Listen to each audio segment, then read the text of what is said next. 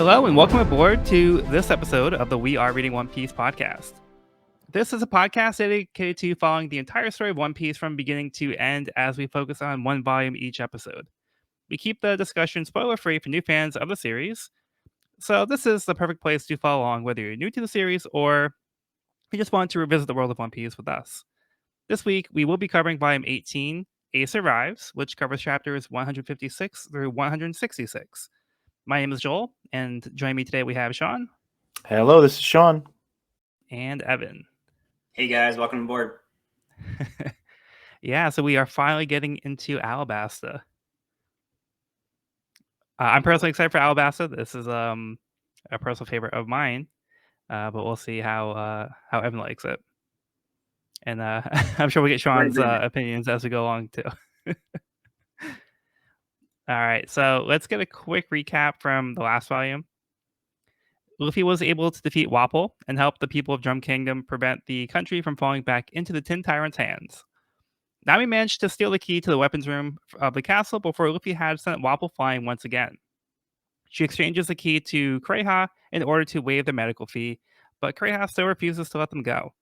The Straw Hat crew invited Chopper to join them on their adventure. Worried that he won't fit in, Chopper is hesitant at first, but Luffy is able to convince him.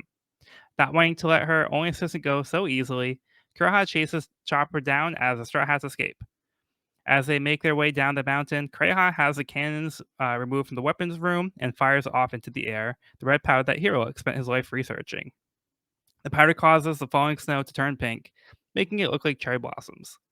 With an emotional goodbye, Chopper joins the Straw Hat crew as a doctor as they finally make their way to Alabasta. Okay. So we don't have a cover story for this first chapter, so we'll get right into chapter 156. Oh, Come My Way Days. As the Straw Hats sail the sea, they begin to see steam rising from the ocean. Nami explains that the steam is caused by underwater volcanoes. Running low on food, Luffy and Usopp attempt to fish in hopes of catching something. Catch something they did. Turns out Mr. Two's ship was also traveling through the heavy steam at the same time and managed to get caught on their lines. Mr. Two falls into the water, but they manage to pull him out. He says that his crew will eventually come back for him, so he decides to have a little fun with them while they wait by showing off his clone fruit abilities. He is able to transform into anyone who he has touched with his right hand and transforms back with his left. He shows off his powers by transforming into Luffy, Usopp, Zoro, Chopper, and Nami. While Nami and Zoro are not impressed, the others cheer for him to do more. He goes through some random faces, but Vivi happens to be shocked to see that one of them is the face of her father, King Cobra. Nami notices the arrival of another ship coming to pick up their captain. Mr. Two bids his new friends farewell as his men obey his orders to set sail. They shout, "Aye aye, Mr. Two Bon Clay." To the Straw Hats' surprise, he's Mr. Two from Baroque Works. Now realizing that he's their enemy, Vivi is concerned for her father, as Mr. Two was able to copy him. Nami is worried that he could eventually use his powers to impersonate any one of them, but Zoro says that they can use this to their advantage. Okay, who wants to kick things off on this chapter? I'd like Evan. Evan's already smiling, so I think he should go this one. There's just such a fun chapter. It was just like a great start to this volume.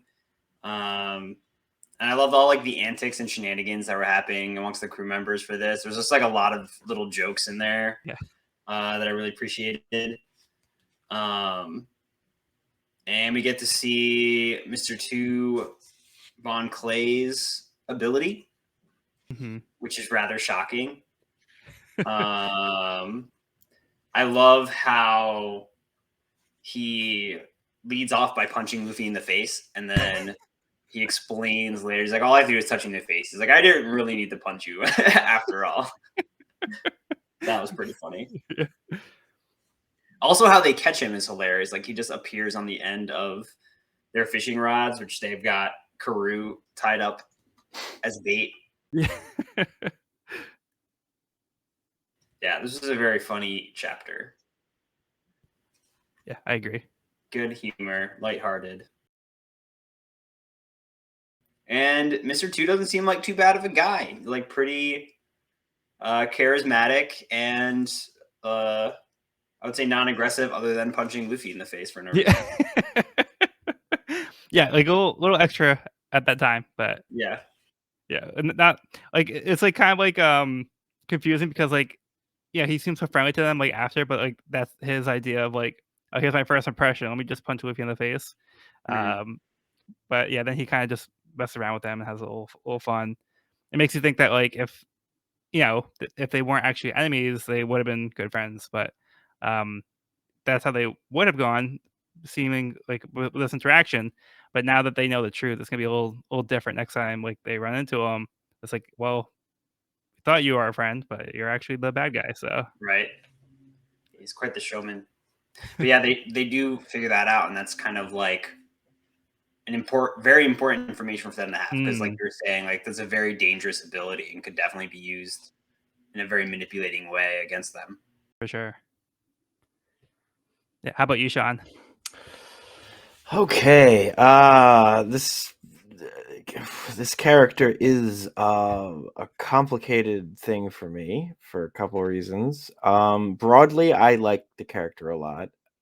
It's just a matter of how the story portrays him at times, or how certain characters react to him in other ways. It varies up and down. Like there's some things here that were. I mean, he's a weirdo, yes, in the sense that he's incredibly loud and comical and broadly wacky. So I don't disagree with Vivi, or who is it that's like what a weirdo. Well, and he also then he's like, you're so cute, just my type. I could eat you up, and it's like, okay, well, that's not great. Yeah. Um, I don't know. I don't want to go too crazy on this because there's more to come later in the series, but there's aspects of this character that I feel are broadly fun and nice, and other aspects that I feel are Oda not really knowing how to handle a character like this in a way that is entirely comfortable with me. Like, I don't know. I'm dancing around, like Hmm. the character is inspired by things that I've looked up. It's like the Okama stereotype in Japan, and the idea of this like flamboyant gay character or something. And what I like is that he is portrayed as a friendly figure seemingly, and like literally until the last minute he's just like, we're best buds, like, which is cool. Like but then like I do find the moment where Vivi is like, is she like faux vomiting? Where she's like, they say he wears makeup and talks like a girl and wears a swan coat that says, "Oh, come my way" on the back. And then they're like, she's what she says, I've only heard rumors about him, and here's the exact description. And then they're like, are you blind? That was literally the exact description. So that is a Like funny very unique joke. individual. It is a very funny. I do like it. Didn't Vivi do like, it seems similar in a way to her blurting out the name of Crocodile that one time. Of just, she has these moments where she presents as this dignified and smart princess, but also just like total buffoon at other times. Just Like out of way over nowhere her head. sometimes.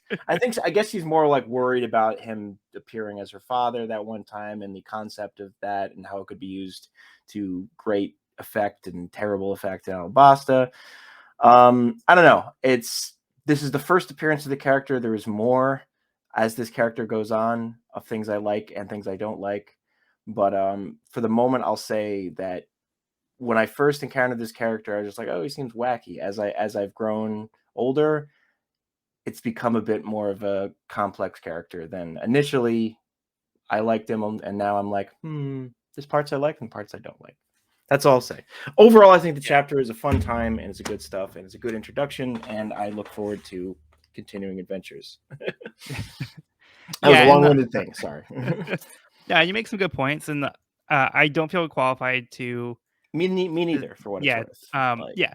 To really speak on certain like gender identity topics, I do think it's important. Like I don't know how this generally reads for somebody who identifies differently.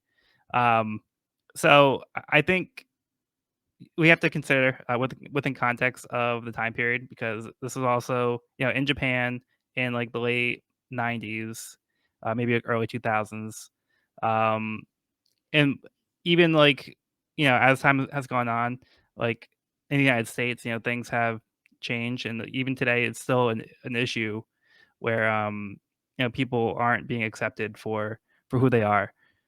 I don't think that in this story this is being portrayed as a bad thing.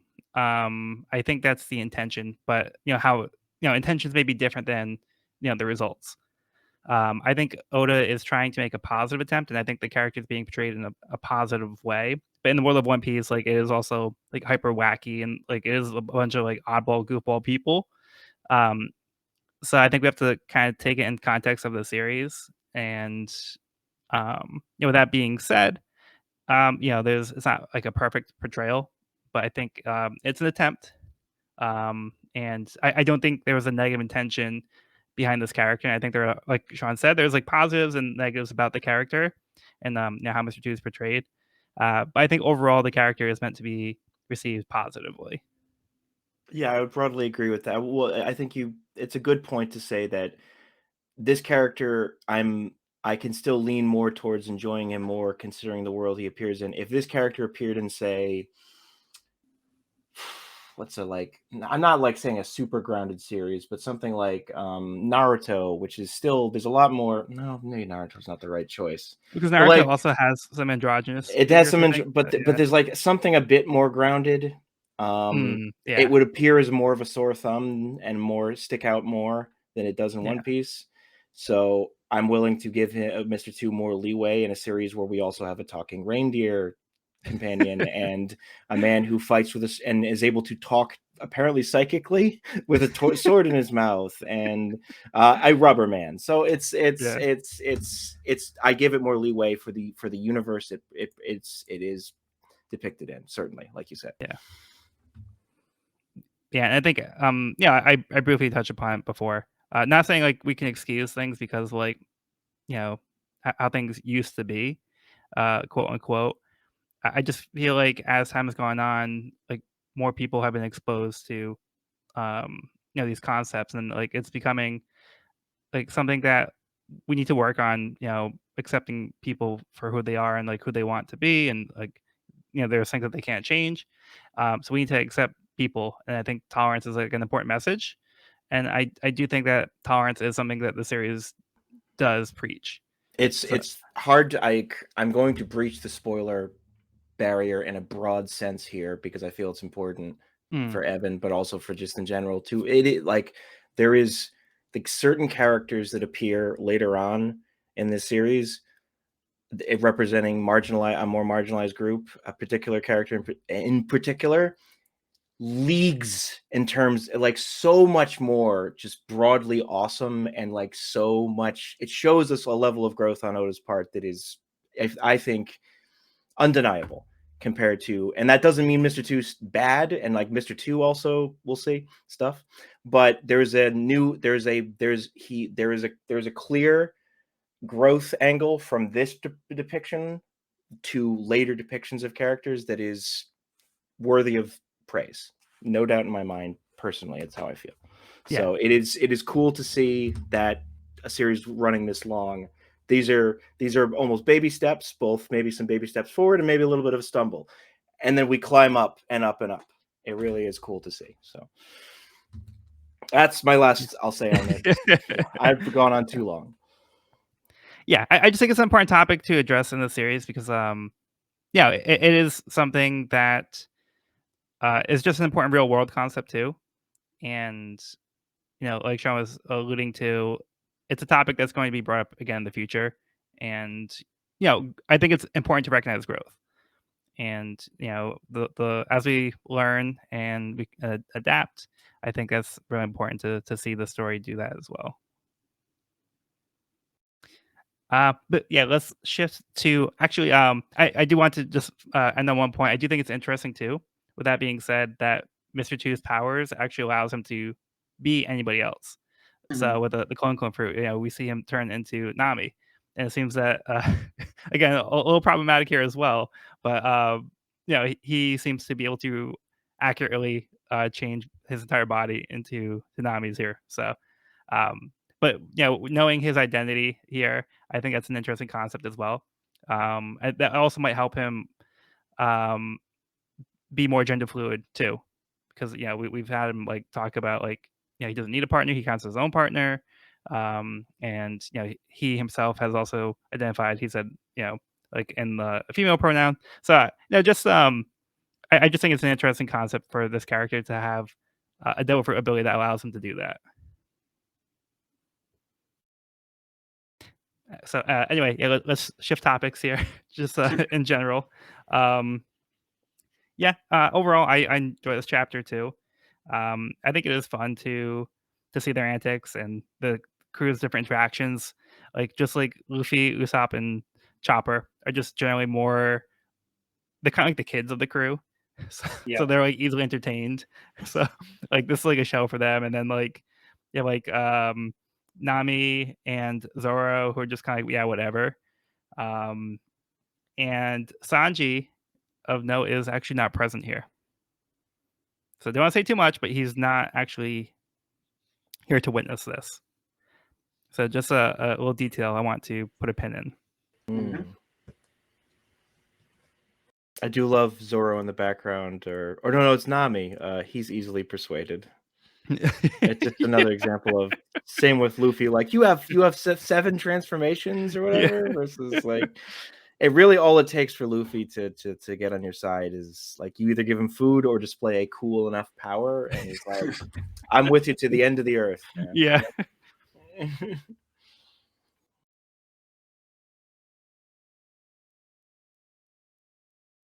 And then, like Zoro points out, they now have knowledge that their enemy does not know that they have.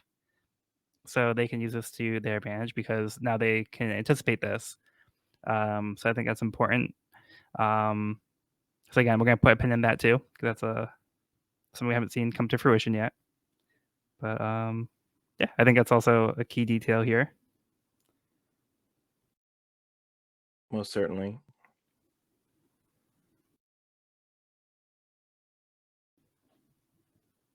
Any other thoughts on the chapter as a whole?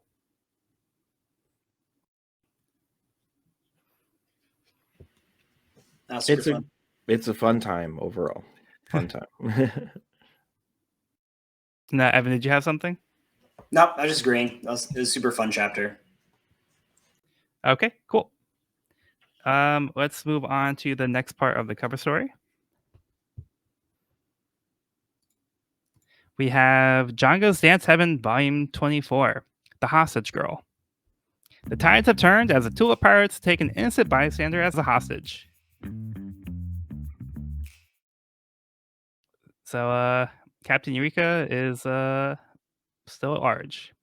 He was not defeated as easily as we thought.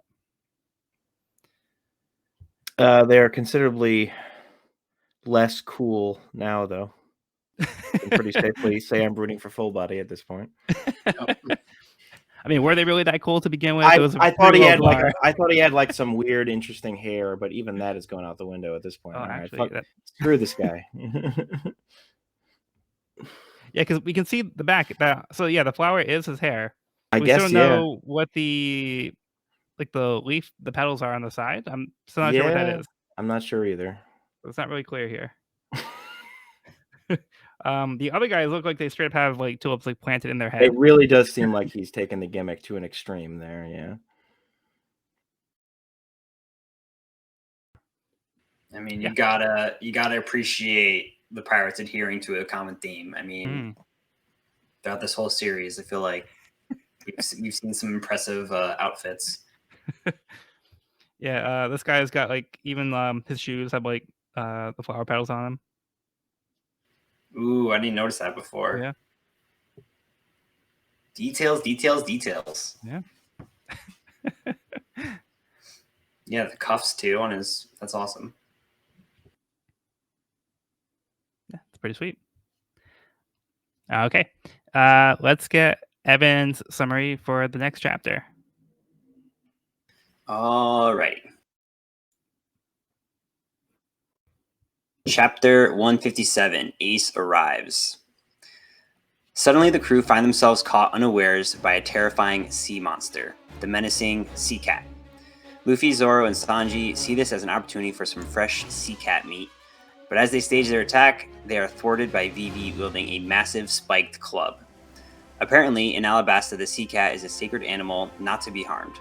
The good news is this is a sign that they have almost reached Alabasta. It was then they realized there was a large fleet of ships approaching them, Baroque Works ships. This is bad.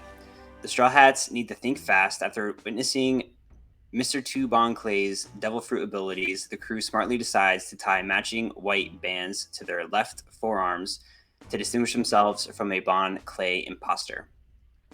Meanwhile, in the port of Nanohana, Smoker notices a hubbub. Apparently, a customer at a local restaurant has suddenly dropped dead. Looks like a classic case of the desert strawberry, a poisonous spider that looks like a strawberry, but a few days after consuming one, you drop dead. As the townfolk gather around the corpse, the customer suddenly sits up. He was simply sleeping face down in his fried rice. The customer shows the cook a wanted poster of Luffy, asking if he'd been seen lately. At that moment, Smoker enters the restaurant. He recognizes the customer as Portgaz D. Ace. I hope I pronounced that right.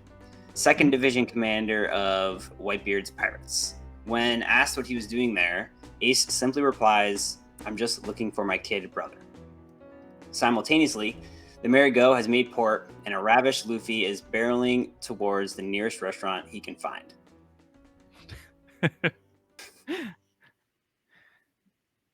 Did I pronounce that right? Portgaz? Portgaz? Portgaz? I think Porcus. Portgaz? Yeah. Portgaz D. Ace? Yeah. You can just call him Ace most of the Portgaz time. D. Ace? Yeah, so you picked up on the D initial, huh? Yeah, I mean, after the last volume, it's top of mind. Yeah, so we had a brief introduction to this Ace character. We didn't know what his deal was, but we knew he was looking for Luffy. So he is not, in fact, in cahoots with Alvida. But as you mentioned, he is Luffy's brother. Dun, dun, Bum, dun. bum, bum. Yeah, so what do you think of this full introduction to the character of Ace? Yeah, it was cool getting the full intro. So Oda has Ace on the cover of this volume, so we get to see Ace in full color. Mhm.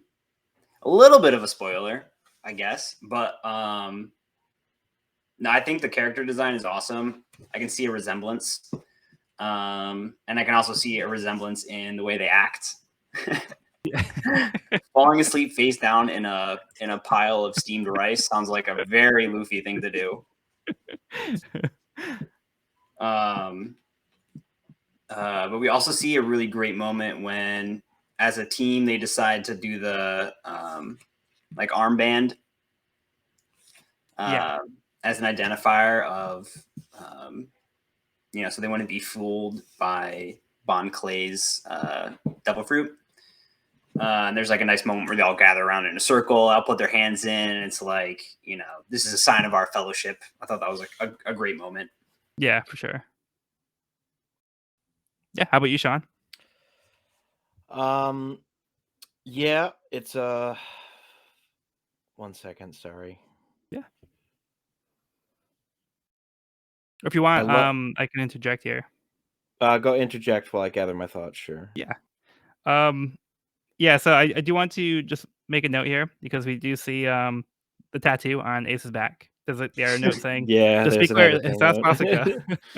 It's the Buddha symbol, which we see, I think, in Japanese media a little bit more often. They actually do change this in the future, so it's going to be just more like a general cross shape. In the manga as well? Yeah, in the manga too. Probably for the best. Yeah. So I mean, I turned the page and saw that and was like, whoa. And then immediately saw the asterisks and description explaining. Yeah, so just a little note here because it's going to just change. So it's shown a little earlier too, and there's a smaller, like one of the fishmen of Arlong's fishmen also has the same idea, tattoo or something. Yeah, I remember that. They do the same. And there's also it appears in a couple other things. In Naruto, there's a character who also has a tattoo, like a curse mark on their forehead. In the original, it's the manji symbol, and the dub they changed it to an X. And also Ichigo's Bankai sword in Bleach also has the manji on the hilt. But That Never just noticed kinda that one. yeah, that was a bit more subtle. You gotta, but it's there. Yeah, no, yeah, I was gonna point that out. I think too, it's just something that you run into occasionally. But I'm glad to see Smoker again, Me even if too. only very briefly. There's a crowd gathering over here. How do I talk like this? I wonder. Um, and I do love Luffy eating the railing of the ship while crying. Yeah, it's and that feels like that image of them all having their arms out with the bands around it feels like such a classic. I mean, it's kind of another reinterpretation of the "we're setting sail through the Grand Line," like "Yay, Mhm. here's all our dreams" idea. But that was their feet, right? Yeah, So, they put their feet on the Yeah, bar. so it can never get enough of those. Like we are a team, team ups. I do appreciate that. I feel like even if I mean it goes out of its way to spell it out for you, but Ace's mannerisms really just feel like a taller Luffy in a lot of ways. Like Mhm. you hire these comedians Yeah. and then he immediately falls asleep again or something like Yeah, that's hilarious. it's very good. Visually identifying even outside of the text that you could probably piece this together that hey, wait a second, these two seem like they might be related. Yeah. So yeah, really good introduction. Why didn't he bring up his brother beforehand though? I wonder. He's also the second division commander of the Whitebeard Pirates. So we don't know who Whitebeard really is, but we've been introduced to this character by name only, Blackbeard. We know that Ace is trying to find Blackbeard, and Ace is part of Whitebeard's crew. So an opposing beard. The Battle of the Beards. Yeah, that's what it's all about. It's about whose beard is better. Um, yeah. So just a note. So that's kind of like Ace's deal. So he's probably formidable if he's you know um ranked that highly. Um, because he's a commander of the second division. So we can get a sense that maybe they're part of like a larger group. So they actually have to have like divisions and stuff. So Mhm. just a little detail there. But yeah. So with Ace, like you guys said, like he's also like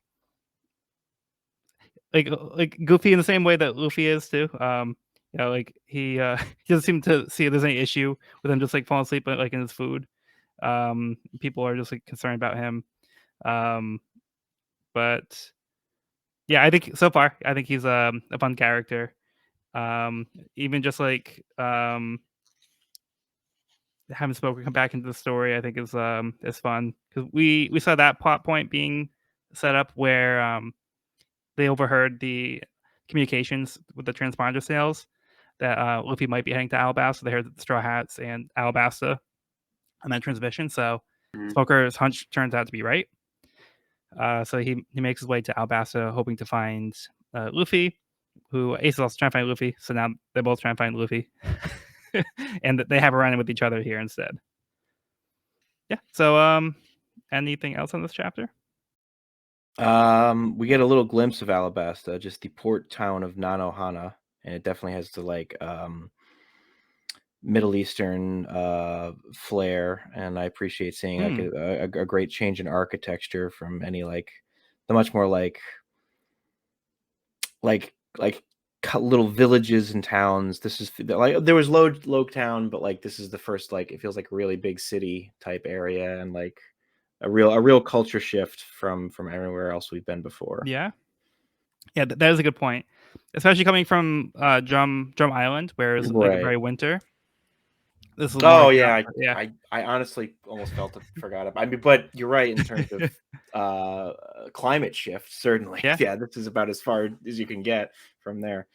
yeah. But like you said, this is culturally different designs, different looks. Logtown is just more like a general like city.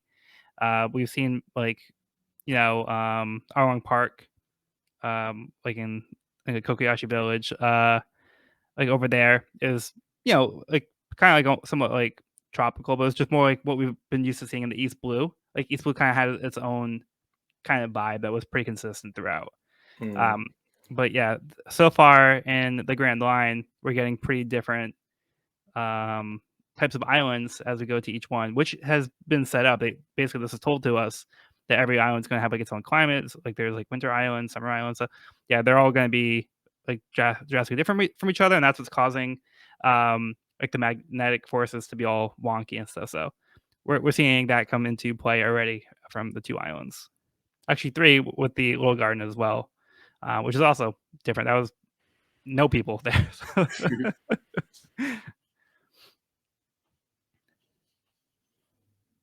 Okay, you guys ready to move on? All good. All good. Okay. So the cover story switches back to the original title. Now it's back to Django's Dance Paradise, Volume 25, The Weak Fang of Justice. Captain Eureka is able to overpower Full Body. No. Come on, Full Body. Come on, Get Full up. Body. Get up, The one- you mug. The one time we wanted to root for Full Body.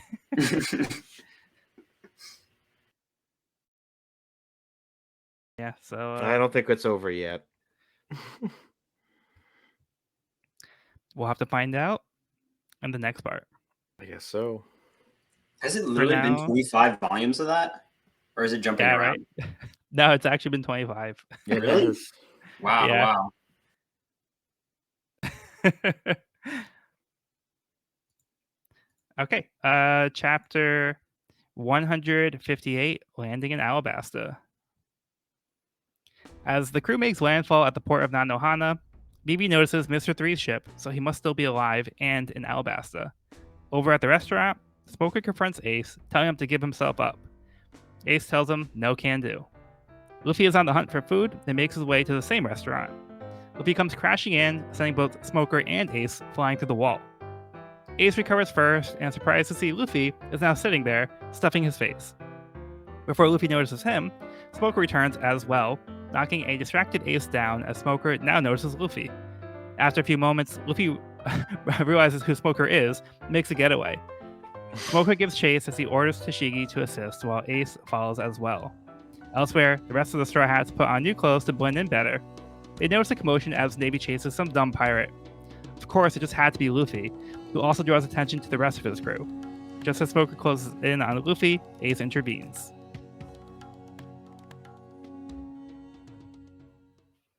All right, Sean, let's start with you on this one. Oh boy, Smoker on the hunt.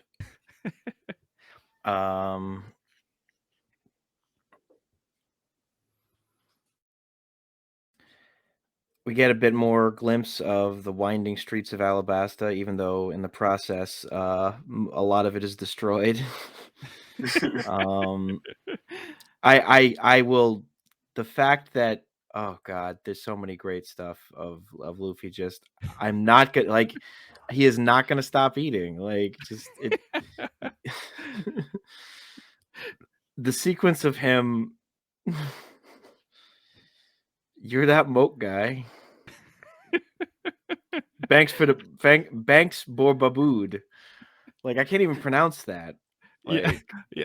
Which I suppose is the point. You but... need maybe a few more mouthfuls of meat to get there. I don't know why everything becomes a B word. Yeah. Like, it seems like a direct choice, but him with his hand over his mouth like this, with just these giant chipmunk cheeks. The chipmunk cheeks. I was going to say that. I've been waiting to say that. It's probably like my favorite face that I've seen in this series so far. That's a good one. The one when he's running and his cheeks just take up like his entire head. Yeah. Profile. That might be my favorite face yet. It's really good. It's yeah, really I love good. how he scoops up the food before he runs away. Like, he Yep. makes a point not to leave the food behind, so he takes Swap. And I think it's funny because it's not just like an emote. Like he actually has rubber cheeks, so he can actually. Yeah, like Like It's not just a visual aesthetic. It's like that It's is not just a- physically happening. He is Yeah. able to shovel that many steaks and cuts of beef and pasta and rolls into his mouth. The real power of the gum fruit. It really Pretty is. Like he makes. Yeah, you think Wapol can eat a lot? I mean, okay, he could probably eat more than Luffy, but still, Luffy gives him a good run for his money. Like, Yep. Ooh, I would hate to see a food eating contest between those two. oh man, that would be something to see. Oh man. Oh, that image of Ace at the end is an absolute classic. I've seen that on 1,000 posters of him just like with the hand up like this, and So badass. it's very good stuff. That's such Poor- a great scene. Poor Chopper going from. I know it's the perfumes and stuff, but it also feels like it's gotta. I mean, the climate shift he's experienced has to be extreme here. Yeah. too, Yeah. So that can't be helping the sinuses as someone who's familiar with rapidly changing temperature screwing up my sinuses. And we get our first real big Nami fan service panel. So it's all downhill from here. It's only going to get worse, or better in terms of however you feel it. The previous chapter was just like the tip of the iceberg. This It is really, more like, it really here you was. This is all right. Oda knows what he's doing at this point. Overall, this is a fantastic chapter. Action-packed, tons of fun, great stuff. Humor, action, character introductions. I can't wait to see Luffy and Ace finally reunite, seemingly. Yes. I think it's also interesting to see Luffy like running and making that. It was like an active choice was to run because he's fought Smoker before and he doesn't really have an answer for the smoke. Yeah. He's like, I gotta run, which I feel like is a very un-Luffy move, you know, or at least It's a running. tactical getaway. The tactical retreat. Indeed. Yeah, that's a good point because he mentions that he's like, yeah, I don't know how to deal with this guy's smoke. He's like, all right, well, I'm gonna get caught if I stay here. He got caught last time. The only way he got away was because Dragon had like showed up and Right. let him lose. So very similar situation. Yeah, so somebody else has to jump in and save him from Smoker. It's kind of cool. It's like his one weakness, the guy who's chasing him. And water. Don't forget water. Oh yeah. There's no avoiding that.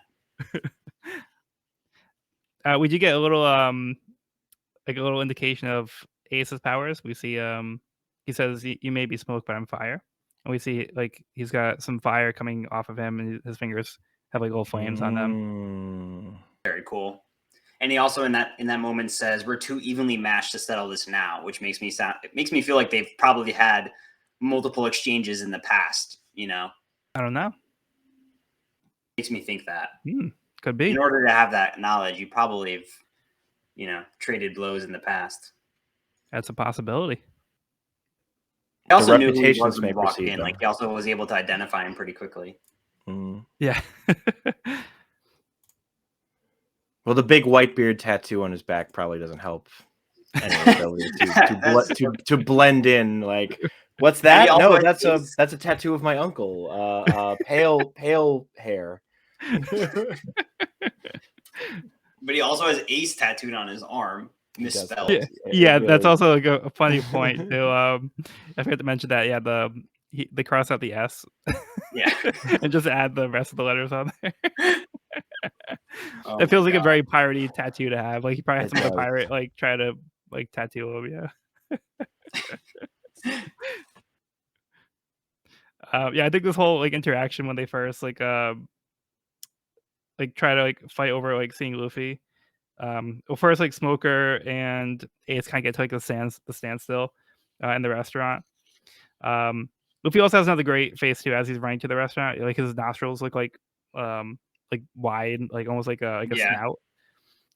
He smells the food, so of course he makes his way there. And then in true Luffy fashion, he busts in, knocks both Smoker and Ace out of the way. They go flying through the walls, and then Ace like stands up and apologizes to the people. Sorry for interrupting your meal. Yeah. So like a little point just there. And he just walks back, and he's excited to see Luffy. But Smoker is also he notices Luffy at the same time. So And then the way that Luffy just kind of like keeps eating and doesn't say a word and just keeps chomping away. And Sure he's like does. processing, like, I think I know this guy. Do I know this guy? I don't know, but not really important right now. I'm a little distracted. And then like Spoker yells at him to stop eating. And then he finally realizes who that guy is. And yeah, that's when he takes off, like we talked about before. It feels like somebody that, like, when a cop pulls them over, they just don't turn the music down. They're just like, I must suffer for my art, or in this case, food. Hold on, wait That's till the such a song's funny- over. Yeah. And the way he depicts that, the way Oda depicts that moment, like Luffy is just stuffing his face with like expressionless eyes and like multiple hands because his hands are moving so fast. Like he's in a zone. Yeah. Yeah, and like just like dedicating the 2 panels to like that interaction of like just the silence really kind of Mhm. sells like the time passing like for like, a good amount of time before Luffy like actually even says anything. I've been that hungry before. I haven't been able to eat as fast as Luffy does, nor have I really wanted to. When I'm that hungry, I generally want to savor the meal. But Yeah. I know the feeling. I know the urge. I also think it's a great moment where they talk about like how there's just like some pirate who's getting chased by the Navy. Like, let's try to stay out of their way. We want to keep a low profile. And of course, it's their captain who's messing everything up. From everybody else has like things under control. They're trying to keep like incognito. Luffy's just messing all of that up immediately, like within 5 minutes of landing here. No hesitation. Yeah, that's right. Where's this one? Yeah, this is when he's making his escape and like starts running directly towards his crewmates who are all disguised, immediately giving away their position. Hey guys, help me out. Yeah. Don't leave them to us, you idiot. Such respect for their captain. Okay. How about we move on to the next part of the cover story that we're eagerly awaiting? Oh, yes. Django's Dance Paradise, Volume 26, The Man Who Ended Up Coming Back. Django was unable to abandon his new friend and returns to the town to save Full Body, as well as the hostage. Hell yeah, With Django. style. Oh, he does care. He does. This is great. This is the best thing that could have happened. Yeah. So nice friendship moment for them. Absolutely. Okay, let's get Evan's summary for the next chapter. All right. Chapter 159. Come on. Aboard the Navy ship, Mr. Levin sulks tied to the mast, planning his escape when 3 of the Baroque Works billions arrive. Perfect, he's saved. Or so he thought. But the billions see this as an opportunity to move up the ranks and instead decide to eliminate him. Elsewhere, Luffy and co. make their escape as Ace holds off Smoker and the Navy forces. Before they set sail, Vivi entrusts Karoo with a letter to be delivered to her father in Alabasta, which contains proof of Sir Crocodile and Baroque Works' plot. As they depart, Luffy shares details about his brother. Ace is 3 years older and also a pirate who seeks the One Piece. Luffy says Ace used to beat him up even when he had the powers of the Devil Fruit and his brother did not. Luffy says he could definitely take him now, though. And right on cue, Ace appears out of nowhere and knocks Luffy off the handrail and his high horse. Ace says he's in the middle of some business and can't stay long. He thanks the crew for watching out for his little brother and entrusts Luffy with a piece of paper, telling him to hang on to it always and it will bring them together again. Ace takes off on his fire-powered surfboard and is met by 5 Baroque Works ships. He makes quick work of them as he leaps over the ships, igniting them in a ball of flames on his command. Fire Fist. Some badass ship blowing up right there. Yeah, very cool. All right, who wants to start off on this one? Yeah, I was such a loser. I appreciate that Luffy's just like, yeah, I sucked. But I could definitely beat him now. Yeah. And then immediately proven perhaps not quite correct. Yeah. We see how Ace took on Smoker compared to how Luffy did. As you can see, it's a pretty different circumstance for them. Yeah. All right, I want to talk about Ace's surfboard. Yeah, go for it. That is so freaking cool. Not to jump right to the end of this chapter, but his No. ship is awesome. It's literally like a surfboard, and he uses flames through his feet to like power it, and he can also submerge it underwater. Like that Yeah. whole scene, I was like, "Whoa, this guy is really cool." Yeah. He is So too he cool makes for school. an entrance. Yeah, and an exit. I mean, Yeah. like sends his ship under the ships. Does like this insane jump over 5 ships. Like he must be able to use fire to like somehow fly or levitate because he literally jumped over 5 ships and then simultaneously exploded them all at once on command. I was like, damn. Yeah. Like, damn. That was a true show of power. Yeah, it's kind of like similar to how Smoker powers his motorcycle. Like I would talk about how like Oh, he uses like his yeah, feet that's to like right. kind of like pedal with the smoke. And so we see like Ace like turn his feet into fire, and that kind of blasts like the fire from the back of the kind of the engine from his surfboard thing here, and that propels him forward. So cool. And what a way to be introduced to him, like really using his power. Because like a few pages earlier, we get that like almost like flashback scene of him handling Smoker and company. And it's just like Yeah. him just like making this huge wall of flame, essentially. We don't even get like a good look at that. Then to see him take out these ships of like with 50 men on them, you know, like that was impressive. Really impressive. Yeah. Stylish too. Yeah, and we get a little bit more of Ace's motives.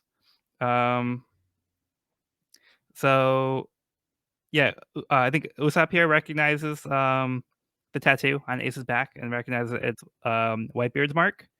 And we get like a little silhouette of Whitebeard himself. And Ace says that Whitebeard's the greatest pirate I've ever known, and I'm gonna help him become the king of the pirates. So it's not gonna be you, Luffy. So he's directly opposing Luffy's dream.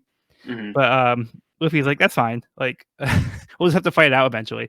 So to them, it's not like, oh, like you're my enemy because like you're not backing me up. It's just like, well, like we each have our own ambitions and we're gonna respect each other's ambitions. Yeah. We're just gonna go about it our own way, but like, we still respect each other, and still my brother. Yeah. But Good luck with that. yeah. It's kind of like that, like when you're in one of those like death game things. It's like, look, we'll be allies now. It's fine. Eventually, at the very end of this contest, we'll have to fight. But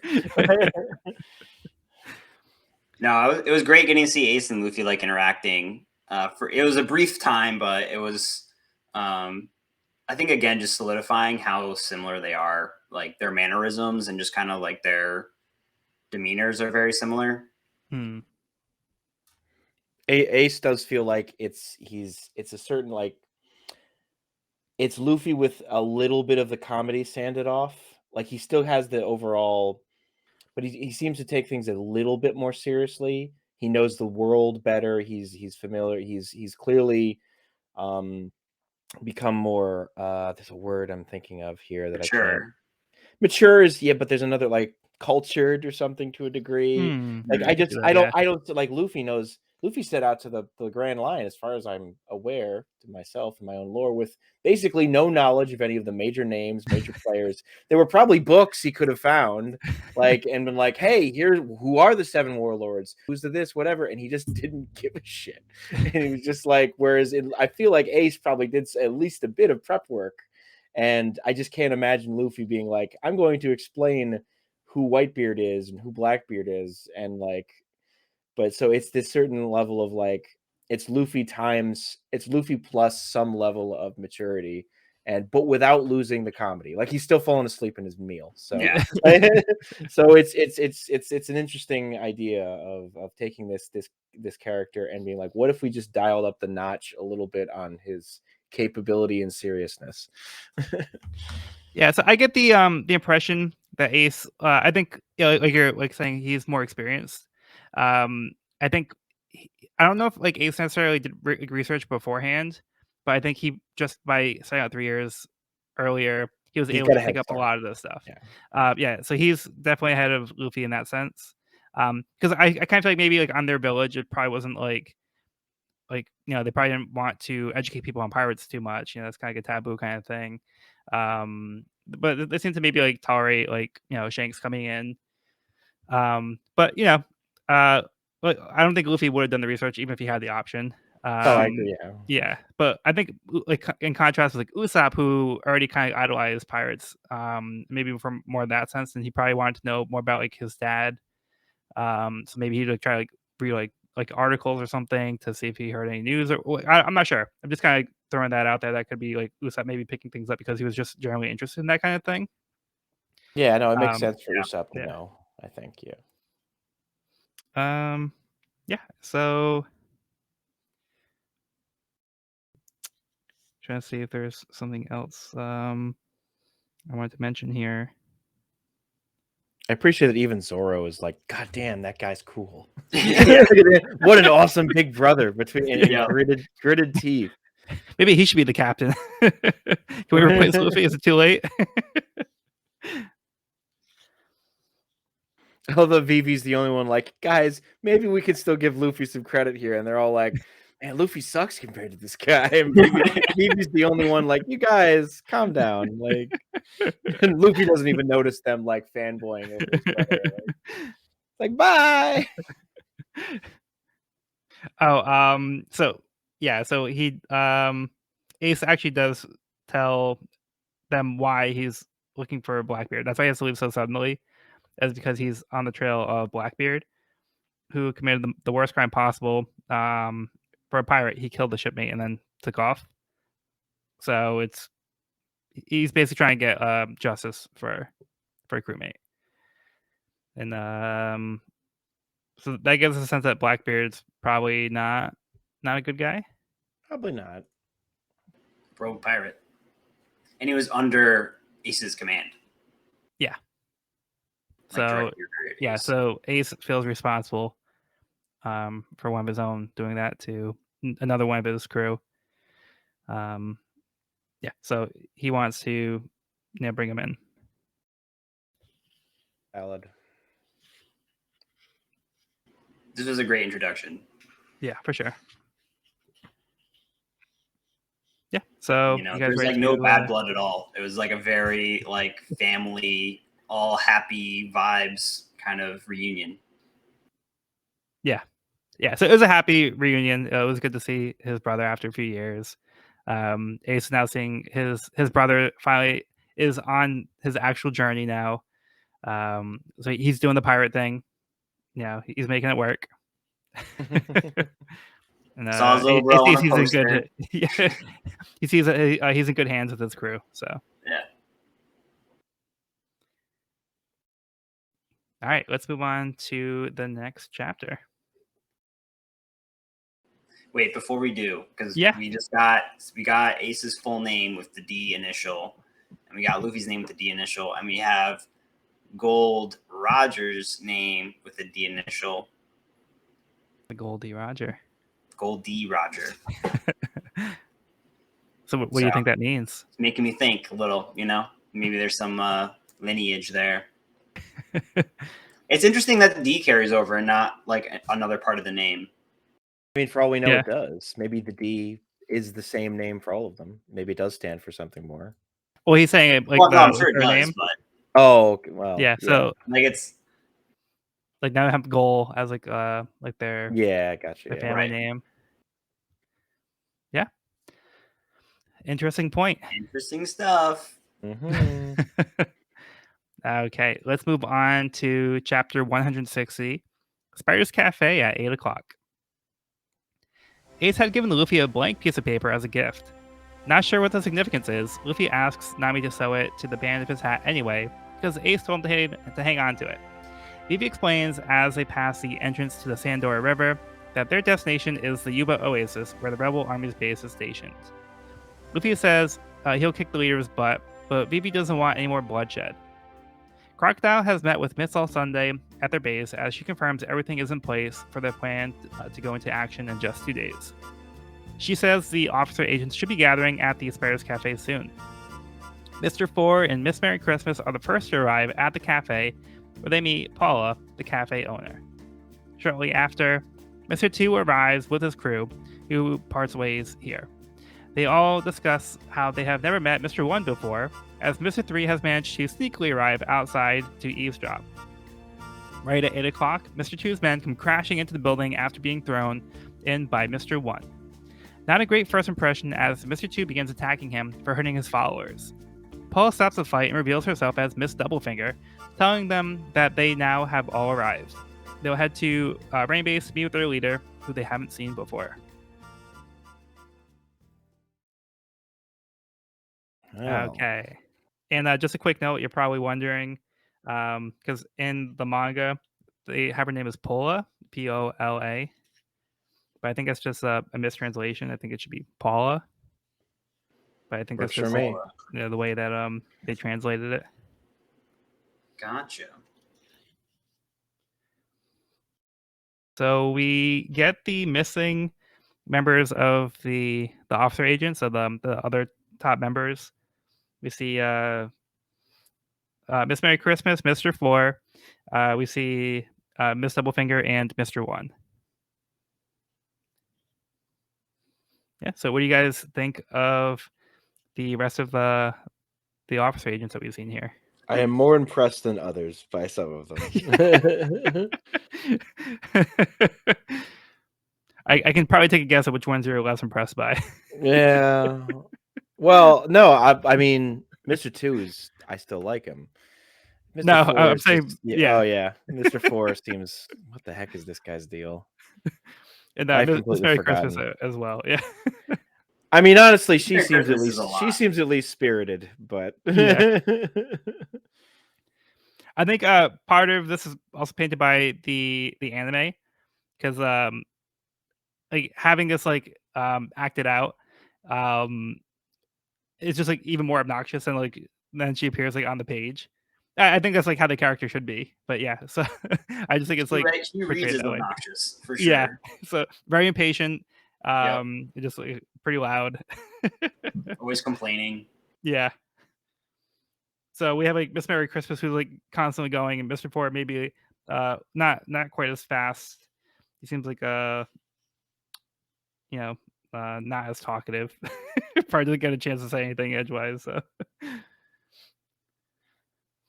yeah. So yeah, thoughts on this one? The cafe where they meet is so cool. I just Hmm. like the general aesthetic of the cafe itself. it Yeah. feels like an old Western saloon out in the middle of nowhere. Yeah, exactly. It's very cool. It's kind of random water tower. Well, I suppose it makes sense to have a water tower in the middle of the Yeah. desert if you're right next to True. it. So actually, not random at all. Sean, how could you? Credit to Mr. My favorite is still Mr. 2. This is boring. I'll just keep twirling. I'll do Yeah. just that. I do appreciate his method of combating boredom. It's got to get exhausting after a while, but I've noticed with number 2 speaking, they'll say like "do" a lot, and it's spelled DEUX. yeah, the way I do French. It's French, yeah, right? I love it, yeah. Yeah. Which is kind of funny. It's just like thrown in there every once in a while. I love Mr. 3 peeking in on them. All bandaged up. But of course, like he's trying to be incognito, but he hasn't changed his fucking hair. It's still a giant. It's still a giant 3. Like Hope they'll recognize me.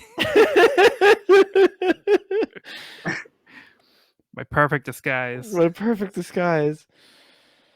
Is Mr. 1's fingers? Are we supposed to assume they're unnaturally long?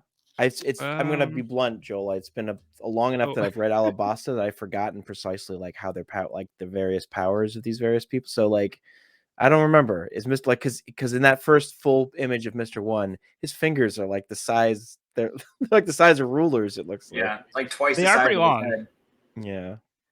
I don't know if there's like a specific story reason or if that's just like a design choice, but I understand where you're going. But yeah, I don't know if that was like intentional in that way. Yeah. So, It makes maybe. him look unique, I'll say. Yeah. He stands out for an otherwise like pretty subdued design compared to a lot of the other members. He's kind of just a big tough looking guy in a like Hakama pants.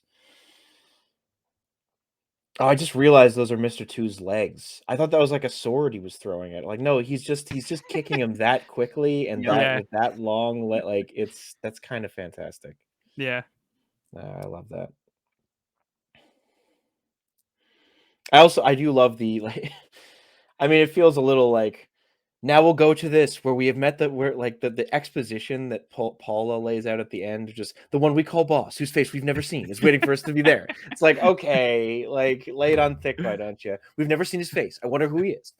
Well, now we know that even they haven't seen his face, so they don't. I guess They don't so. know. Which seems Yeah, like a little clunky, but he gets the point yeah, across. no, in a fun way. And then just a wonderful image again of oh wait, no, that's the next chapter. My bad. No, it's still considered apparently in my app, in my Shonen Jump app. It goes to that image of Luffy and Zoro, not Luffy and Usopp fishing. Oh yeah. Yeah, back from the first chapter of the volume. Yeah. Great When they stuff. caught number 2. Yeah, Evan, how about you? I'm in agreement. That was a really epic fight between 1 and 2.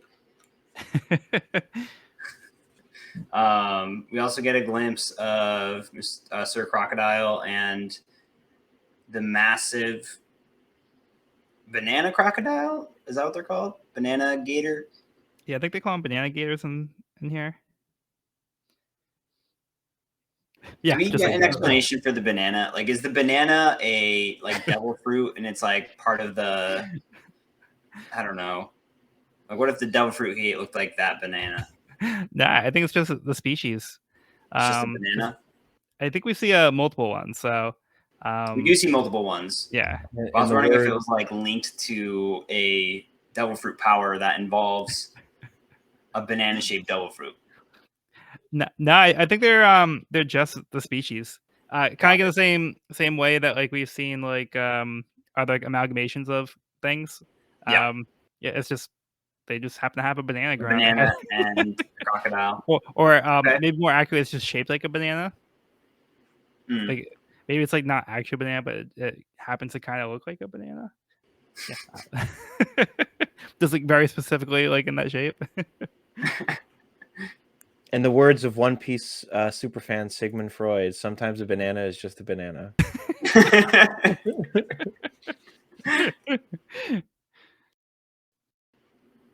We have a brief moment where Vivi gets a bit emotional and is like saying she's going to stop the violence and turn the tables on it. It's so encouraging, just like seeing the whole team paying attention and then everyone like getting behind her in that moment. Like she feels like such a part of this team. Yeah, like a crucial part of this team. Agreed. And also, it's important to note that Vivi doesn't want to actually go fight and defeat the rebel army leader. We don't know the reason quite yet, but yeah, her intentions are to go and actually fight them. Luffy's solution is, oh, we have to just beat everybody up and that'll end the conflict. Vivi's like, no, let's try to do this like a more peaceful way. So we've seen this interaction before where Vivi's diplomatic approach seemed to be the right one. Yep. But now we're seeing like Luffy's still trying to find those situations where like he thinks like fighting is the answer. But Vivi has other ideas about how to approach the situation. Totally valid. Okay, you guys ready to move on? Ready to move on? Yeah. Okay, so we have the next part of the cover story. Django's Dance Paradise, Volume 27. Shall we dance? Reunited, Django and Full Body team up to take on the pirates. Oh yeah. Shall we dance again? Show me those contest-winning moves again. Yeah. Okay, let's get Evan's summary for the next chapter. All right. All right, chapter 161. The Green City Erumalu. Bunchy, Baroqueworks' special all-terrain transport turtle, takes the agents to Rain Base, the town of dreams. At headquarters, Sir Crocodile and Miss All Sunday send lizard runners to notify the Billions of their plot. That same afternoon, the Straw Hats arrive in the green city of Erumalu to begin their trek to Yuba to find the rebel leader. The Green City, not as advertised, turns out to be a sandy, barren wasteland of ruins. After being defeated by, avenging, training, and finally bribing a small platoon of kung fu jagoons, they're like seal turtles or turtle seals, the crew sets off on their journey through the desert. Vivi recalls a time when this city was green and thriving before the day of the incident. 2 years ago, in the capital, a large shipment of dance powder was spilled on the city street while on its way to the king. Dance powder is a substance that summons rain, but it has a negative side effect. The abundance of rain in one area leads to drought in the surrounding areas. The citizens were outraged to learn that the king was plotting to monopolize the rainwater. Vivi's father would never do such a thing. This was a trap set by Sir Crocodile to cause rebellion. Remembering his evil plot enrages Vivi and her crew. Luffy, Usopp, and Sanji take out their frustration on some nearby ruins. The Straw Hats are itching for a fight. All right. Jagoons? Juguns? Jugons? Yeah, let me double check how they're listed on... Those guys are pretty fun. They're like little armored like seals or like manatees. Yeah, because I think in the Funimation app, I think they call them Dugons. Okay, so Bunchy is amazing. We need to turn Bunchy to the good side. They need to employ Bunchy. I mean, this turtle is the real deal. He really is the chattest turtle I've seen in a long time. Yeah, don't they call him like the all-terrain turtle? Special all-terrain transport turtle. Yeah, because we saw him in the water before, and he can run on the land. Well, I feel awful for forgetting is Robson, right? I want to see Bunchy and Robson team up. Like first we gotta get Robson out from Waffle's grasp. Yeah. And then have Bunchy and Robson team up sometime. Absolutely. I'm here for that. Yeah, so I double checked. So on the wiki they do refer to him as the Kung Fu Dugong. And I think the Funimation dub as well.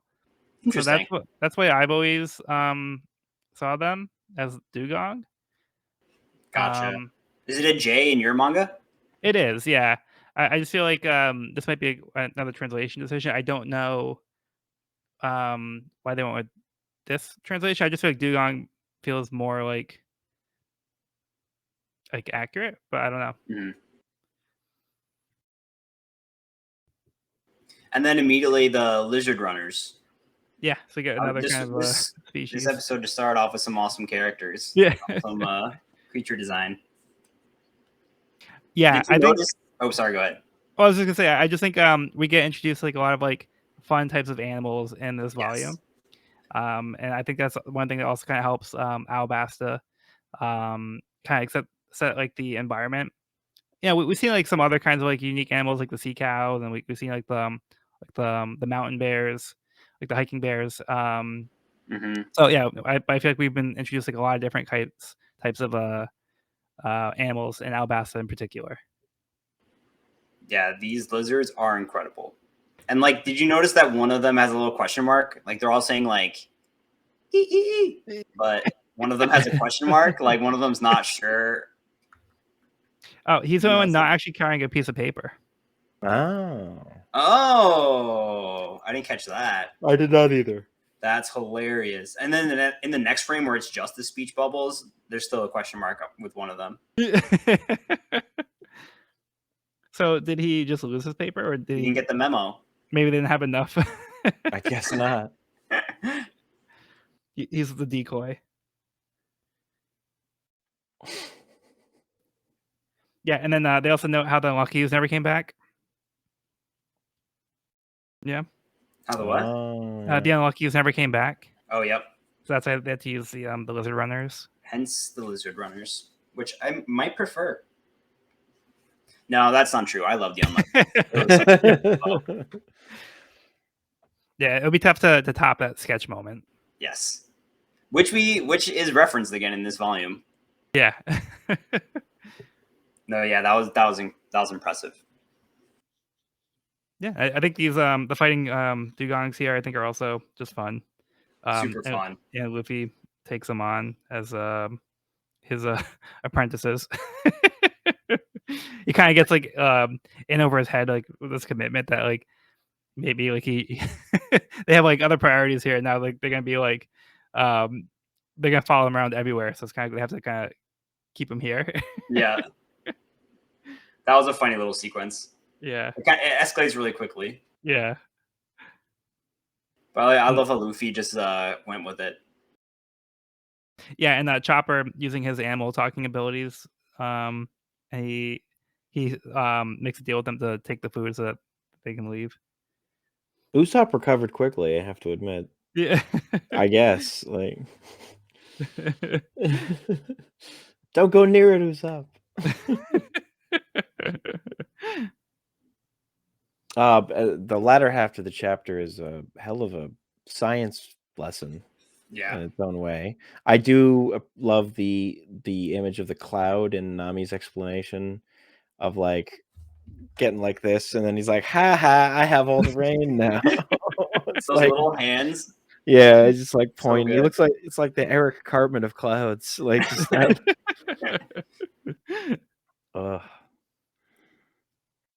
yeah, some great imagery, brutal imagery of Vivi remembering the trap set by Crocodile. Drought ravaged the land, and that background silhouette art of the groups fighting is fantastic. And then we get a big like angry scream, like pained expression, and then Luffy's like, "Okay, time to punch stuff."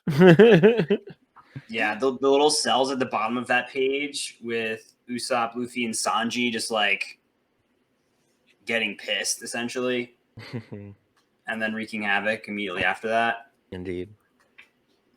Those like the shadowed faces and the blacked out eyes. It's like, oh damn. Yeah. But Luffy doesn't catch on. He's like, "It was your father's fault, Vivi." Yeah, that was that's brutal. Luffy. Come on. Like, "You're strange, you idiot." Yeah, so I mean, I think that's it's like important to note here because we see that they strategically planned this to turn the people against their king, to distrust him. So they set this up, and the one of the Broke Works agents here is the same guy that we saw on the ship on the earlier chapter who killed Mr. 11. It's the same guy, so we know he's from Broke Works. They actually, I think that was intentional by Oda to show like, oh, this character who is in Broke Works, like, he's trying to make his way up the ranks here. Right. Like, he was present, so these are, you can tell they're Broke Work agents that were working under Crocodile's orders. Poor Mr. 11.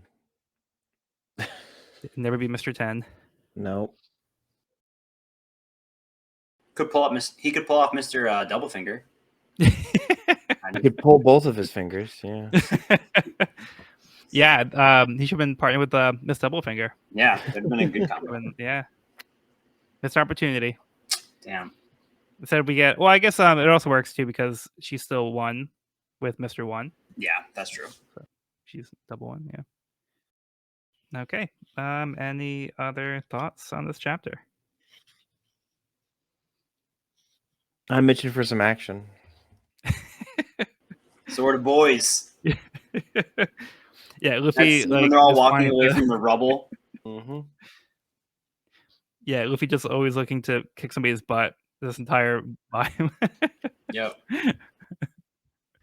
He's gotten his meal, but now he wants his meal. That was just the appetizer. Okay. Yeah, so we are getting the next part of the cover story. Django's Dance Paradise, Volume 28. The Two Dancing Heroes, baby. The crowd cheers as Django and Full Body have defeated the pirates. In style. Hell yeah. In style. Maybe even synchronized by that image. Yeah. Yeah, that's a great finishing panel there. It Yeah, really that's a is. good one. Over the defeated Eureka. Back-to-back poses. Yeah, Solid. very classy.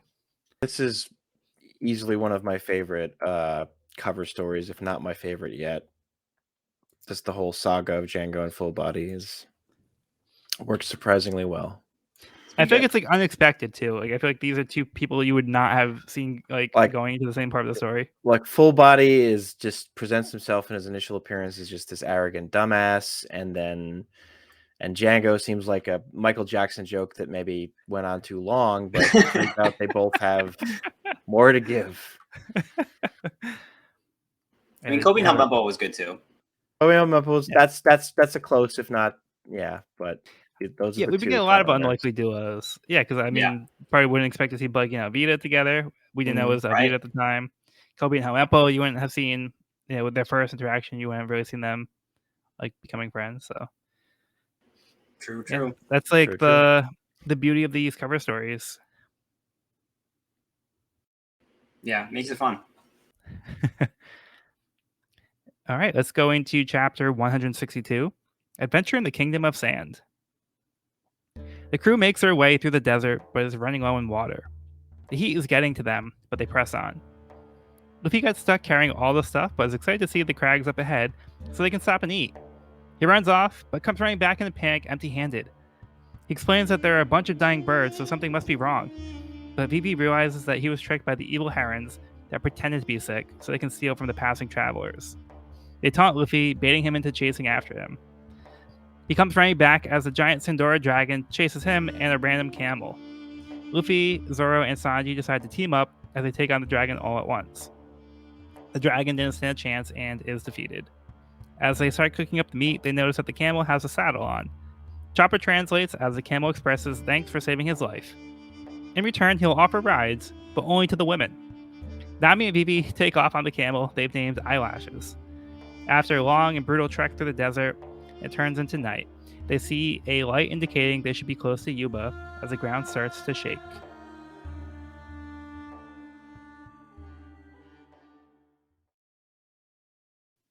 All right, Sean, do you want to start off on this one? I've never seen a more smug bird than that fucking heron drinking the water and looking at Luffy like glug glug, and then they're running away with it's just absolute the most insufferable assholes. They're very troll. They really are the trolliest birds. Yeah, I love the look on the heron's face, the one that's running away, where he says, "It's them, give us our stuff back." Like the look on this face looks like the Leonardo DiCaprio meme. Yeah. Yeah, but he's just like laughing, like mocking him. Yeah, it's so great. Like these reactions are like they got one over on Luffy. I mean, put it to Luffy to get outsmarted by these birds. But yeah, I think it's a great interaction with them. I mean, I would not expect. It really feels like the weirdest animal that can only exist in the universe. A animal smart enough to pretend to be dead and then steal like supplies like is a level of intelligence. It's like, this seems concerning. Yeah. No hands. Yeah. They're con artists. Usopp love taking that notes. they're just called evil herons. Like, what do we Yeah. call these things? I just call them evil. I don't know. I mean, it's better than like smug bastards, I guess. The big dragon, Sandagora dragon, makes me think of a crate dragon from Star Wars. Yeah. Cool to see the trio take it down literally that quickly, though. Yeah, right. That was awesome. Couldn't they have just scared it off against those three at once? They never stood a chance. Tanji, can we eat this thing? I think so. What luck! This is the sea cat they didn't get. They get another chance at. Yeah. Now, it's pretty awesome seeing them all do like a synchronized attack, and the way that Oda says it, they kind of each also say the first part of their move, and then there's one speech bubble with all of their finishing word for all their moves. That's pretty cool. Oh, that was really well done, and just got me like really excited for like man, can't wait to see these three like fighting like this in action against like not a big lizard. Yes, and they each have like their own like ending to like the attack, like Sanji landing, Luffy's like coming back, and Zoro putting the swords away, just kind of like finish off like the epic attack. Yeah, it was very cool moment. Save the random camel. that camel will come to help them one day, secretly, and like 1,000 chapters from now, 2,000 chapters from now, when Luffy's like fighting for the king of the pirates, that camel will be like, "Remember me, buddy?" And he'll like trip Luffy's opponent. Hey, need a ride? Need a ride? Too bad.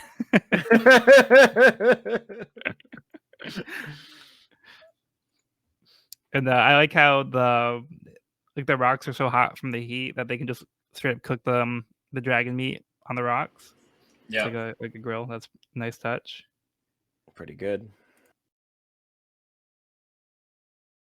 I like that Chopper's ability to speak to animals has come up so much. Since he joined the team, like that he's used that ability quite a bit now. Yeah, so all these random animals popping up is a useful ability to have. It's come in handy. I also love so Luffy eats a cactus, a crazy cactus. And he's like kind of losing it, and he yells "gum gum," and Chopper yells "sedative" and hits him with a needle with sedatives in it. They're like "gum gum sedative." Gum gum sedative. That was funny.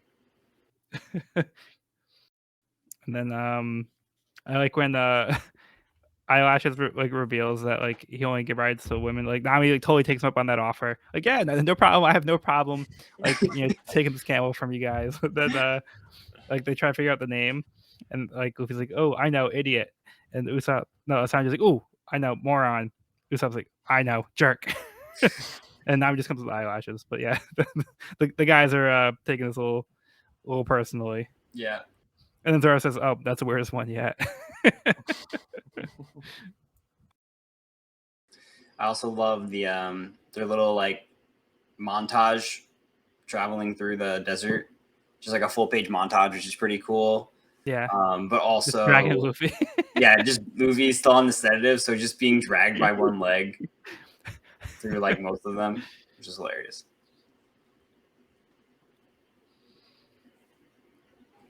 I also really like one of the last panels where like the whole team is in frame, which is a cool shot. They're all like in their like sand gear. Yeah, and I feel like there's been like one of those full page like shaded artistic pages in like one of the past volumes that was like desert themed. You know how they'll have like a random like desert theme or like Western themed or snow themed.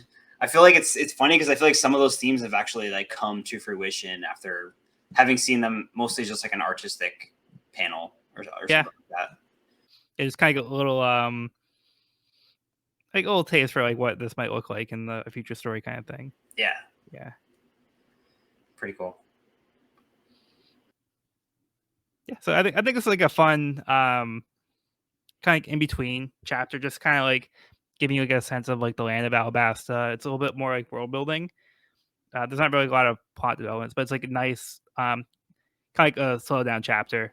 Even though Yeah. there's like a lot of action, but it's like not really like let's move the plot along. It's kind of just more like it just like it's like world building and introducing us to like these different types of creatures that show up and giving the crew a little bit more time to interact. It's almost like they're like on the ship, almost like a chapter like they're on the ship, like traveling together. We have like these like little interactions. So it's nice to kind of take some time to get that in this kind of chapter. Agreed. Yeah, I love that kind of stuff. Yeah. It's good stuff. Good stuff. Even if those dang birds are still the worst. Evil. Okay, let's move on to the next part of the cover story. Django's Dance Paradise, Volume 29, Friendship, Sin, and Duty. Full Body reluctantly has to handcuff his friend, who is the wanted man that they've been searching for. So after all that, Full Body still has a job to do. God dang it! The laws of this land must suffer this bromance. And All then, the soldiers in the background are sobbing. yeah, I was just gonna say that. Yeah. So you They're can all tell doing like, the same exact sob too. Like they're Yeah. doing it like in wiping their tears formation. away. That's funny. Yeah. So Django could have escaped, but he couldn't abandon his friend, and now he's kind of paying the price for it. Yeah. Man, we need a movie. Django's Dance Paradise, the movie. I'd watch it. Yeah. Funny Yeah, enough, I don't think the anime covers the cover stories except for the first one. Ugh, Gotcha. So I feel like that's a missed opportunity. it really is. We could get some OVAs out of this or something. And there's some nice like plot things that happen in these two. So it's kind of like, yeah, it's kind of a shame that they kind of bothered to do that. So It's too bad, but it's also cool that we get it because it is kind of like a unique thing. I haven't really seen it in any other manga that I've read. yeah, no, I love it. I think it's a great thing. Like we talked about like in the past, like it's great to have like these like a way to tell this side story without taking up pages from the main story. Yeah. The anime didn't seem to feel the same way though, because like they did like I think they did the Buggy like episode in like 2 episodes maybe. Mm-hmm. So I mean, you can fit like a lot of like these cover stories into like one episode because like they're still like bite sized. Like you could spend like more. Like, you can get a lot through one episode like in a 22-minute runtime. Yeah. They just decided not to do it, I guess. So it is what it is. It is what it is. All right, let's get Evan's summary for the next chapter. All right. 163. Yuba, the town of rebels. As the crew arrives at Yuba, the city is being hit by a sandstorm. They enter the city not to find an oasis, but a dried up ghost town. Here they meet Toto, who seems to be the only citizen in the entire city. Toto recognizes Princess Vivi, which brings back memories of Vivi's past. 11 years ago, Toto's son, Koza, pleaded to the king to help save his people who were suffering due to the drought. Toto begs the king for forgiveness of his son's outbursts, but the king respects Koza's determination and loyalty to his fellow villagers. Later, Vivi challenges Koza to become the new chief of the Sand Band. After trading blows, Vivi is defeated, but Koza names her second in command. Igurum and the king were watching on with pride as they see Vivi make some friends. One day, as Vivi is going to meet Koza, they are confronted by captors who are after Vivi. Koza tells her to make a run for it as the Sand Band valiantly holds off the kidnappers. Okay, so we get some Vivi backstory here. Yeah, almost exclusively. But it's good though. Like I said, I really love Vivi's character, and it is so great getting the full depth of this story, and I feel like it's adding a lot to this arc. Yeah, I really appreciate the way that Vivi's character is being handled. Yeah. There's a lot of time being dedicated to Vivi. In a lot of ways, Alabasta is Vivi's story. Um, so she's a really central part of this whole the whole arc, Mm-hmm. and even like leading up to the arc too. It's always been like in the background since we've been introduced to this character proper. Um, so I do think it's great that we are getting more like of this backstory for her and like where she came from, what her childhood was like, and like what the kingdom means to her and what the people mean to her. Did I pronounce Toto and Koza right? Is that right? Yeah, that's Yeah, right. I think so. Yeah. Cool. I'm really self-conscious about my pronunciations because I have nothing to go off of. I'm just guessing, like based Yeah, off of spelling. no, you're doing good. But how about we go to Sean? Sean, any thoughts on this one? I just happy to see some more Igaram goodness because I love him Yeah. and his hair. So it's an example of like we get the good king archetype, which I'll accept in the same manner that I accepted in something like World of Warcraft, where it's like, sure, there's an absolute monarch that would be able to be this kind, and we'll just make some changes to our living expenses. Yes, because that's something kings have always done. I get it; it's a fantasy story, but I will accept it for the fact that we get to see the incredible reactions from Toto. It's all worth it for that. It's just my worthless son's impudence. Jesus Christ. It's an interesting, like, I like, this is the longest flashback we've gotten in a long time. So it's cool to see something different, filling in the gaps for Vivi's backstory. Yeah, I So think it's there's probably the more. longest It looks one. like there's more to come. So Yeah, because it's still going on at the end of this chapter. Mm. Yeah, I think seeing these interactions with because we haven't really seen Cobra too much. We've seen like very few panels of him, so I think it's nice to get a sense of him as a person and as a king, as Sean was talking about. I think it's funny that like he's one who's trying to be level headed when like everybody else around him is trying to escalate the situation. They're like overreacting in Cobra's mind. So I think that's like kind of a nice like change of how you expect that to go down. Then we see this friendship develop. So they recognize Vivi as being tough. So they treat Vivi like any one of them. They don't like treat it, oh, you're a princess, we're gonna take it easy on you. They're like, oh, Vivi can hold her own. So they Koza ends up being their leader. They call him Chief. Yeah, they get to a little scraps, but then they recognize and respect Vivi as one of their own. And then Cobra's not like completely like offhand, like he's following with Igaram, like sneaking around trying to make sure Vivi's okay. So they're watching from a distance, but like they're kind of just letting them do their thing, keeping a distance there. Like Igaram's like the little like branch with the leaves to like try to be his disguise. Hilarious. It's good stuff. And then they'll spot him anyway. I mean, they're like behind the single bush nearby. Like I feel like, am I misinterpreting that? But So like they're trying to hide behind the walls, Carrying but a like branch. yeah, it's like a branch. he's carrying the cover. Yeah, oh, he's literally holding it up. That's Yeah. fantastic. Yeah, and like Cobra has the shawl tied her under his nose, like makes him look like an old thief. lady, like Yeah. well, that too. Yeah. The pattern on the king's clothing looks like the gum fruit. Oh yeah, I can see that. Yeah, I guess I could see it. That's true. It does. I almost wonder if that's I feel like it's probably just a reused texture that he liked, but Yeah, maybe. still cool. Where have I Yeah, seen I that agree. before? And then the townspeople like Toto, and Koza's mom. I don't know if she has a name. um, but yeah, they find it like humorous that the king and Igaram are following Vivi around. But they find it endearing.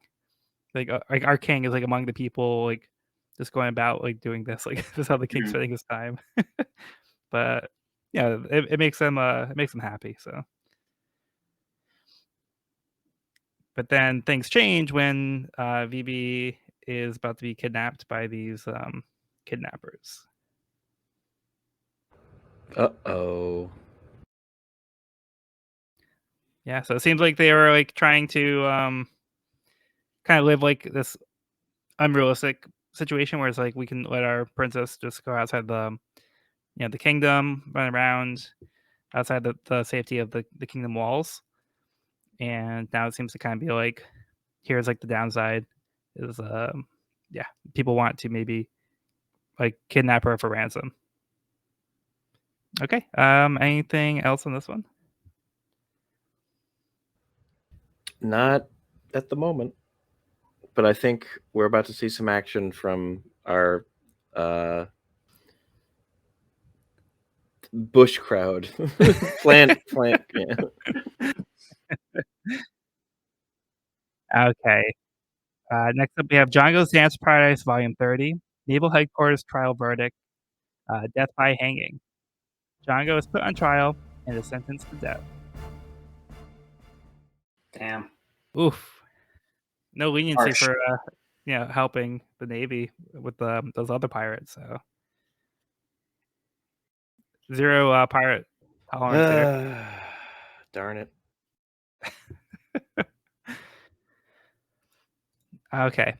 Chapter 164, I Love My Country.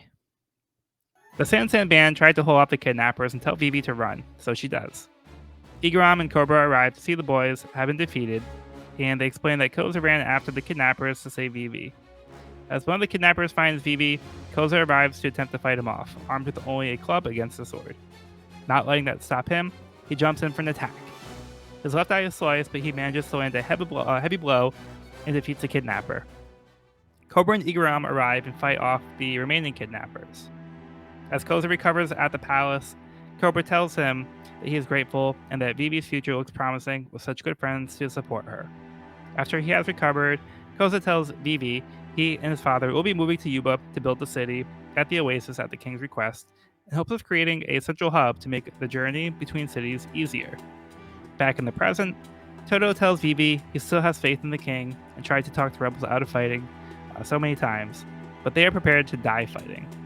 Over at the new rebel camp in Kateria, their leader, Koza, reflects on the state of the country. Oh Oh, boy. what a cool build up. Yeah, so Evan, what'd you think of that reveal of who the rebel army leader was? That was awesome. It was just like a natural progression. I thought like the backstory led up to that really nicely. And it's cool because now we have like a relationship with the rebel leader, which is cool. Yeah. And we know Vivi's relationship with him. So yeah, I think it just adds a lot of depth to this story. Double backstory. Yeah, very cool.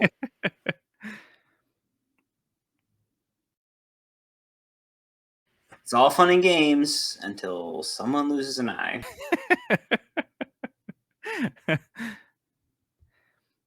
Yeah, so things Yeah, got a little serious. They were just having fun as little band, and that's when he gets kidnapped, and they have to. It's like life or death at that point. Conveniently, he does not lose an eye. Yeah, he does actually lose You're an right. eye. He does Which, not. But frankly, I think he should have. But It's a pretty deep cut. Yeah. yeah.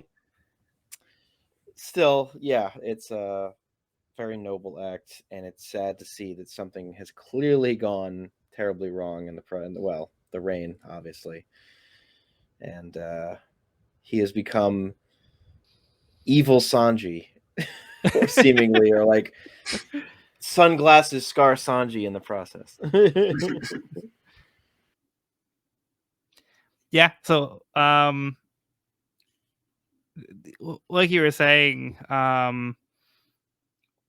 these events happened that caused Koza to somehow grow to distrust the king. We see that they seem to have maybe like had a good relationship or things going in a good way, where like they were basically personal friends to the king, like his father, and the king came in and like thanked Koza for saving his daughter, and um, Cobra wanted Toto to go and build the city, so he put a lot of trust in Toto.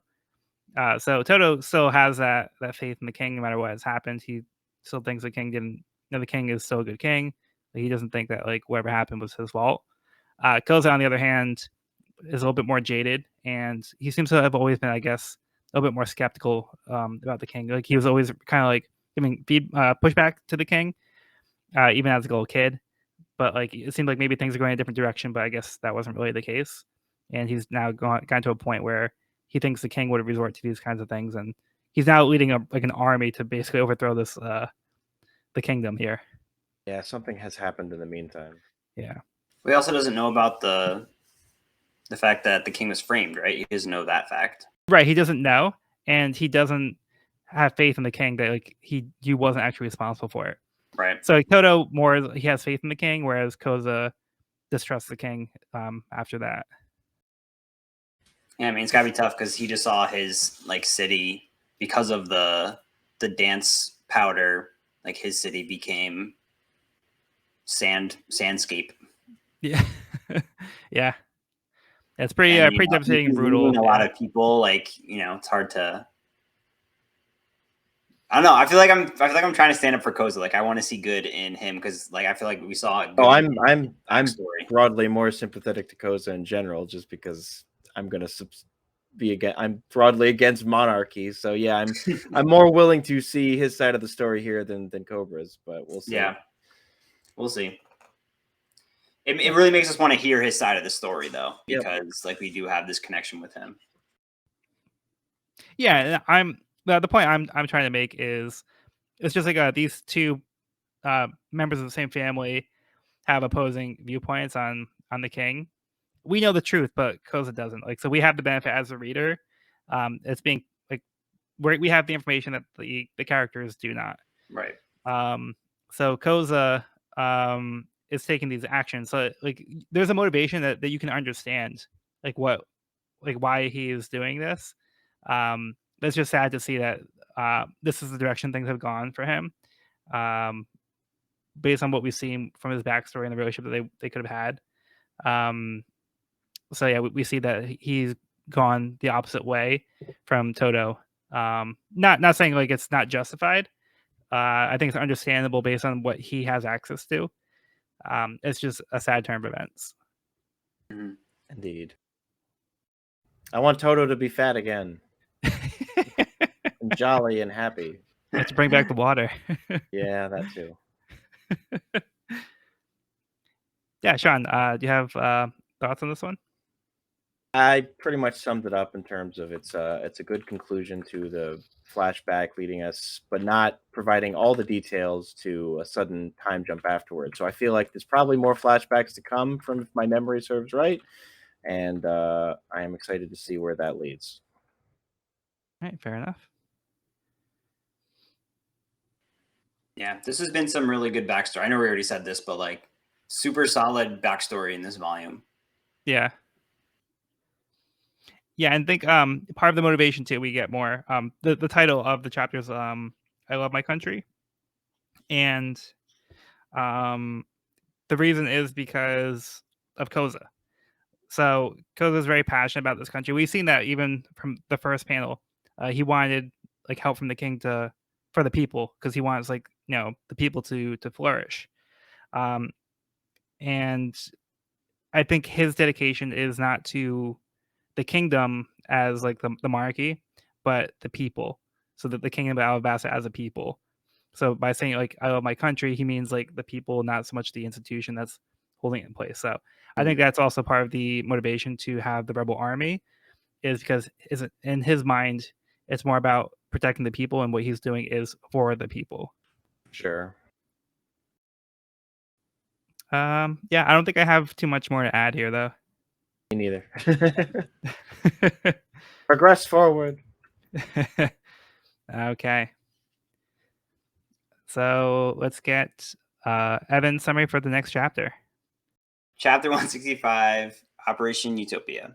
Vivi tells Toto she's going to stop the rebellion. Toto offers Vivi and company shelter for the night in Yuba before they make their way back to Katoria. Luffy stays up late attempting to help Toto dig up the water oasis now covered with sand. He works himself to sleep as he passes out in the bottom of a sandpit. Meanwhile, at Mr. Zero's headquarters, the agents have assembled at an elegant dining table where they proceed to squabble. Miss All Sunday appears and explains where they are. The Rainbow Base is located in Rain Diner's casino. She finally introduces Mr. Zero, which shocks the whole table as Sir Crocodile makes his appearance. Crocodile explains Operation Utopia as Brokeworks' ultimate plan. He hands out written instructions to each of the agents, which they burn after reading. The operation is set to begin tomorrow morning. Back in Yuba, the Straw Hats leave Toto. Back in Yuba, before the Straw Hats leave, Toto gives Luffy a small barrel of water he was able to extract from the oasis last night. They begin their journey back across the desert when Luffy sits down and says, "I quit." Uh-oh. Classic Luffy. Well, I'd say it seems unlike Luffy, so I wonder what's going on. But I feel like yeah. he's done this before. Like, there's usually an explanation, but he'll just like sit down and be like, "I quit," or True. "I don't agree." Well, I think the one time we've seen that was when he didn't want to leave Nami at Arlong Park.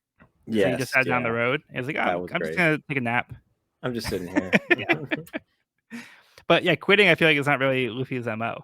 That's true. Yeah, I feel like he's very like resolved.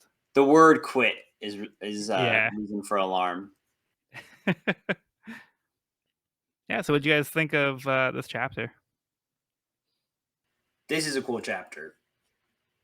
I love seeing the headquarters, and like we've talked about how amazing Sir Crocodile's character design is, but it's really cool seeing like the lair in which he operates.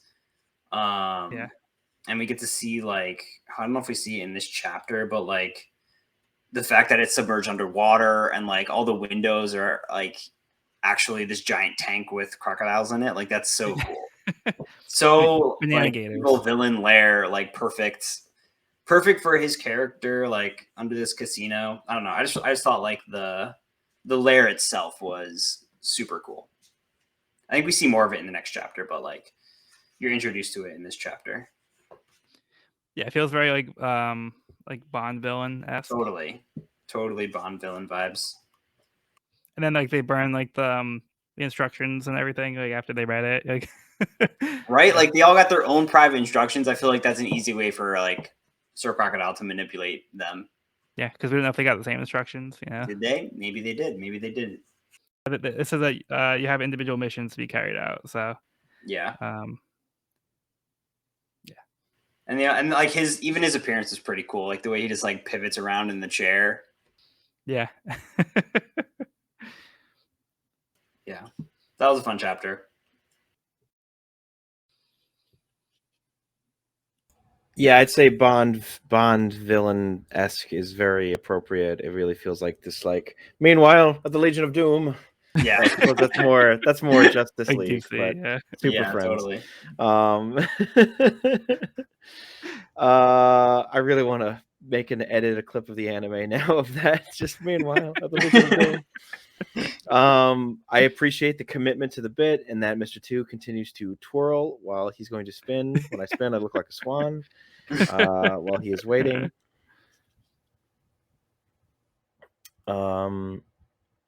Miss Merry Christmas or whatever is like, that's just some VIP who showed up. Is there's like continuing to deny that Crocodile is the one that they're working for, or like, is that what you're saying? Yeah. I will now reveal to you my true aim, the ultimate goal, silence. Oh, we don't get to know it yet. Okay.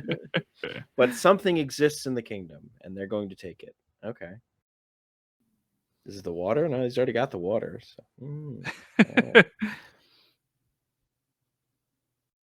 It's a very mysterious. Ruin. It really is hilarious how immediate Luffy's like, "You got water? Thanks. Okay, let's go." I quit. Just like it looks like he barely makes it 10 feet out of the village. He's like, "All right, first tree, I'm done." And of course, we get a lovely image of Mr. Tooth twirling again at the end there. So I'm happy. Yeah, good chapter. Yeah. Very, very Legion of Doom in the best way. Yep. Yeah, for sure. I like that. I don't know if I already made the connection, but like the Captain Hook and the crocodiles. Yeah. I guess I didn't make that connection before. That's right. Yeah, his name's also Crocodile. Yeah. And I think we have a nice interaction here with Luffy and Toto. Luffy is taking the sand. He's kind of like learning a little bit more about like, the situation. He kind of respects like Toto's perseverance, so he decides to help. And then Luffy starts digging, but puts like all the sand back in the hole that Toto just spent all the time digging. Yeah. What is this sabotage? I'm helping. No, you're not. Oh, he's not. And Luffy just works so hard that he like passes out. And it looks like Toto carries Luffy into the building to sleep because Luffy was sleeping there, and he kind of smiles. And then we see like clack, so the door closes, and then we see like a little speech bubble. Yes, I think that's telling us that Toto had to carry Luffy inside. Yep. Yeah, that was a nice moment, and like Luffy staying out and wanting to help. Yeah.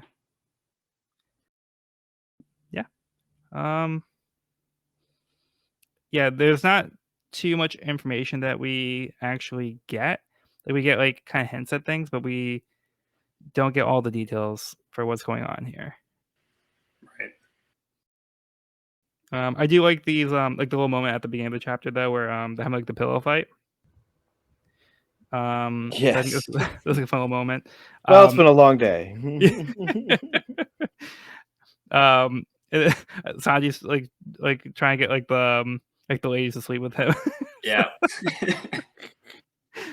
Usopp throws a pillow at Sanji. And then they start throwing the pillows around, and then poor Vivi gets hit in the head with the pillow, but she kind of laughs it off. So I think she kind of feels like, oh, like I have some friends, like I'm like one of them. So I think, I definitely got that vibe from the very last cell on the page. Yeah. It's definitely kind of like her realizing she's like got some good people around her, and she also had that moment earlier when they tied the bands to their arm. Like she got her own. She got her own cell in that sequence. That was kind of like a little like she was holding the band and kind of having a moment. You could tell she was like appreciating like the people she was with. Yeah, I think it's also like a good moment for her too, like because she has like such like a weight on her right now with everything going on in the country. It feels like a moment where she can kind of forget about that for a minute and just kind of like let loose a little and have some fun. So I also think there's kind of like a little bit of that in this panel here too. Yeah, totally. Good. They are a fun crew, if nothing else.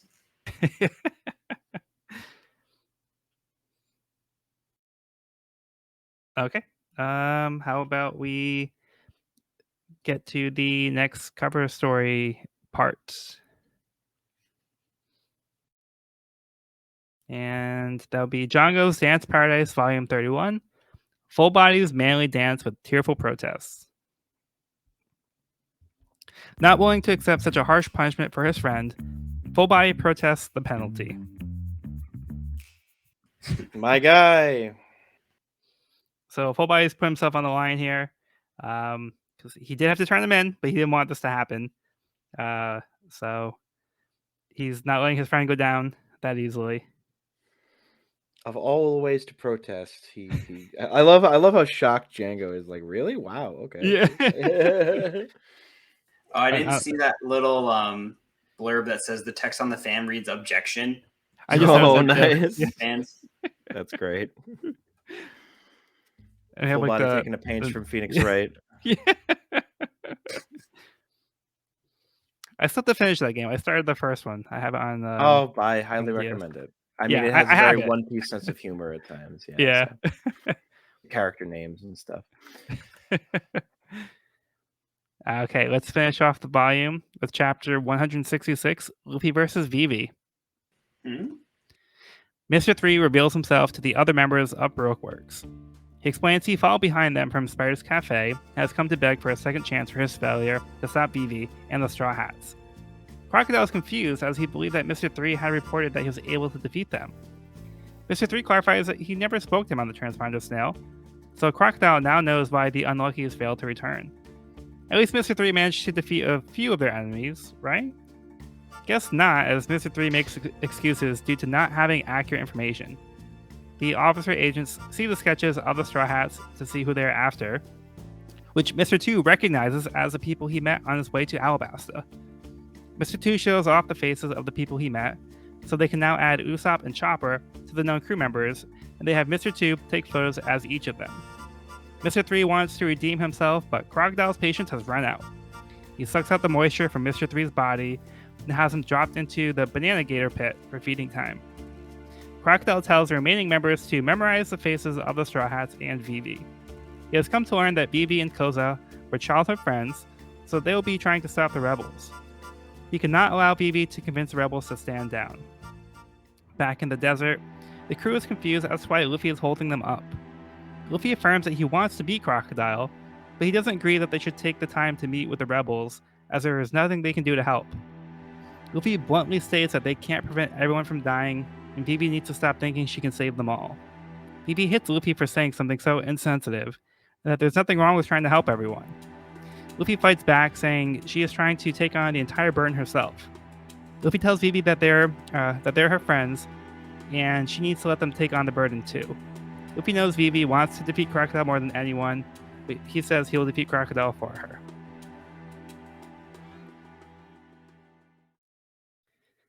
So quite a bit in this chapter. Stuff.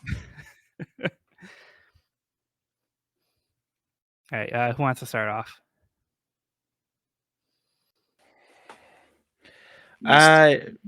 You've returned. Sean. Who? No, I don't. This argument here is. It didn't immediately. It. I mean. Yeah, I guess it makes sense, and so I don't fully understand like Luffy's objection, but I also don't fully. No, yeah, it's like he's like, does he think if they go there, like it's just nothing's gonna like they don't have enough evidence to prove to the rebels that like we can like, hey, look, it's actually something's going on, you're being tricked, or I don't fully get it. Yeah, so you're not alone. I went through this chapter a few times to try to kind of make sense of it because I don't feel like it's clear the argument that Luffy is trying to make. So with my summary, I tried to summarize it in a way that was this is how I interpreted it was um, that Luffy thinks it's a waste of time to go and try to convince the rebels to stand down because I think Luffy sees that that's not going to stop the rebellion. It's still going to happen. People are going to die. They're going to take all this time having to go back the way that they came from and taking the time to go do that while Crocodile is doing his own thing, being unchecked. And they're taking the time to go try to stop the rebels where Luffy is a pirate and he feels like I can't do anything there to help. I'm not going to, like, it's basically a waste of time if I go there. I'm just going to be a bystander. I'm going to sit there while Vivi can try to talk things out, but Luffy is not going to be any use to Vivi in this conversation. So he doesn't see any sense of trying to go stop the rebel army.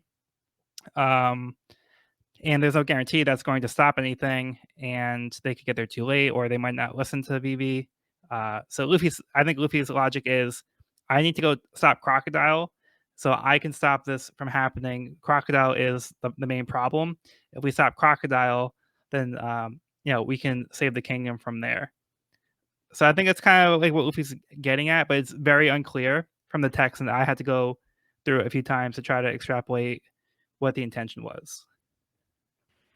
Yeah, I do like the same conclusion that you just described. Like, the rebellion is like a risk. Like, like you said, there's no guarantee that that's going to work out. And I think Vivi's thinking like she needs, a army to take on Crocodile because of his power. And Luffy's kind of like, you just got to trust me. Like, I got this. Like, I can take this guy.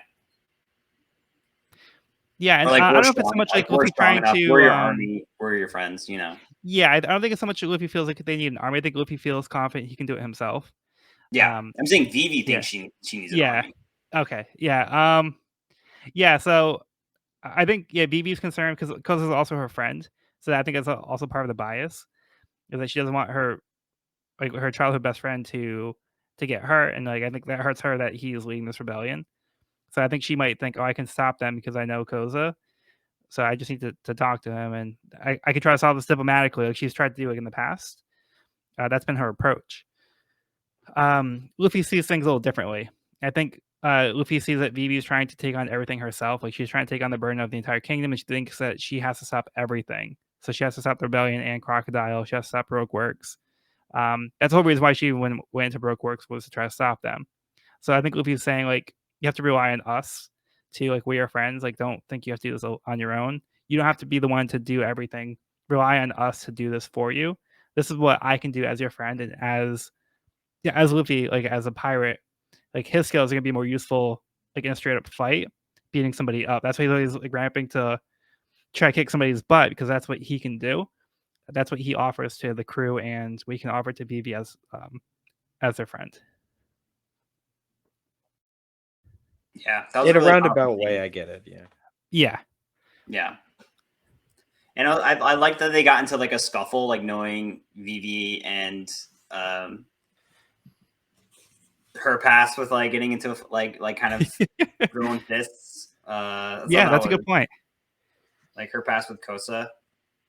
Yeah, I did not make that connection, but that is kind of like I feel like a way that she's um like been with her friends. That's like a sign of friendship for her is like having like those little scuffles. Yeah. So that's very much like in line with like her past friendship. So that's a good point. But yeah, I do feel like part of what also makes this whole interaction confusing was because like we talked about how Luffy said I quit, and everybody's confused like you quit. What are you saying? He's like I'm bored. Like that doesn't really feel like the actual reason why he's stopping. He doesn't actually feel like he's quitting. Like it seems like intentionally written in a way that's like shocking and out of character. Yeah. But like, it doesn't feel justified in that way. Yeah. Like he says it to get everyone's attention, but then doesn't really like follow through on that way of thinking. I will say the entire chunk of Crocodile's section here with Mr. 3 and the planning and the learning, that was fantastic. And I think agreed. what Crocodile does to Mr. 3 is potentially the most fucked up, gruesome way of killing someone we've seen yet, I think, in the series. Like it is so. Definitely. He goes full like he drains all the moisture out of his body. Like he just sucks him dry, man. Like and then like if anything, he almost, I mean, dropping him into the pit then almost feels like almost a mercy. Like a mercy. And Yeah. almost a mercy in terms of like rather than just being sucked to the last drop. But man. And also, I mean, that than getting eaten by a giant crocodile. I mean, maybe, I don't know, man. At least I'd like to think that the crocodile would like maybe if he bites me in a certain way, it'll be immediate.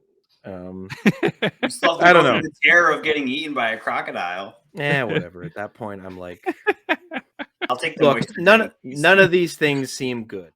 But I will say that having a trap door with a sea animal that is going to eat you under it, again, the Bond villain aspects just keep dialing up here. Like this is, it is.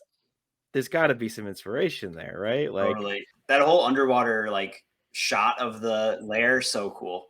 Yeah, I want freaking gators with freaking bananas on their head. You gotta put the pinky though. Yes. Or the hook. Gators. You can be a crocodile and put the hook. Yeah. Oh, my chin. I think we're onto something here. Yeah, and the way that Mr. 3 looks like with like the moisture sucked out of him and the bandages, he looks like a mummy. Yeah. Which I think is fitting for being like in a desert environment here. Not specifically here, but like in general, Alabasta is like a desert. So he got mummified pretty much. That's so true. I love how we see the photos. You mentioned the photos earlier. We get to see the Unlucky's hand-drawn likenesses. Was that this chapter? Yeah, it was this chapter, right? We see the they Unlucky put them drawings. down. Yep. Yeah. And Mr. Two realizes he saw them. And then he decides to like go. He decides to strike a pose with each face so we can take a photo and have like photos of everyone.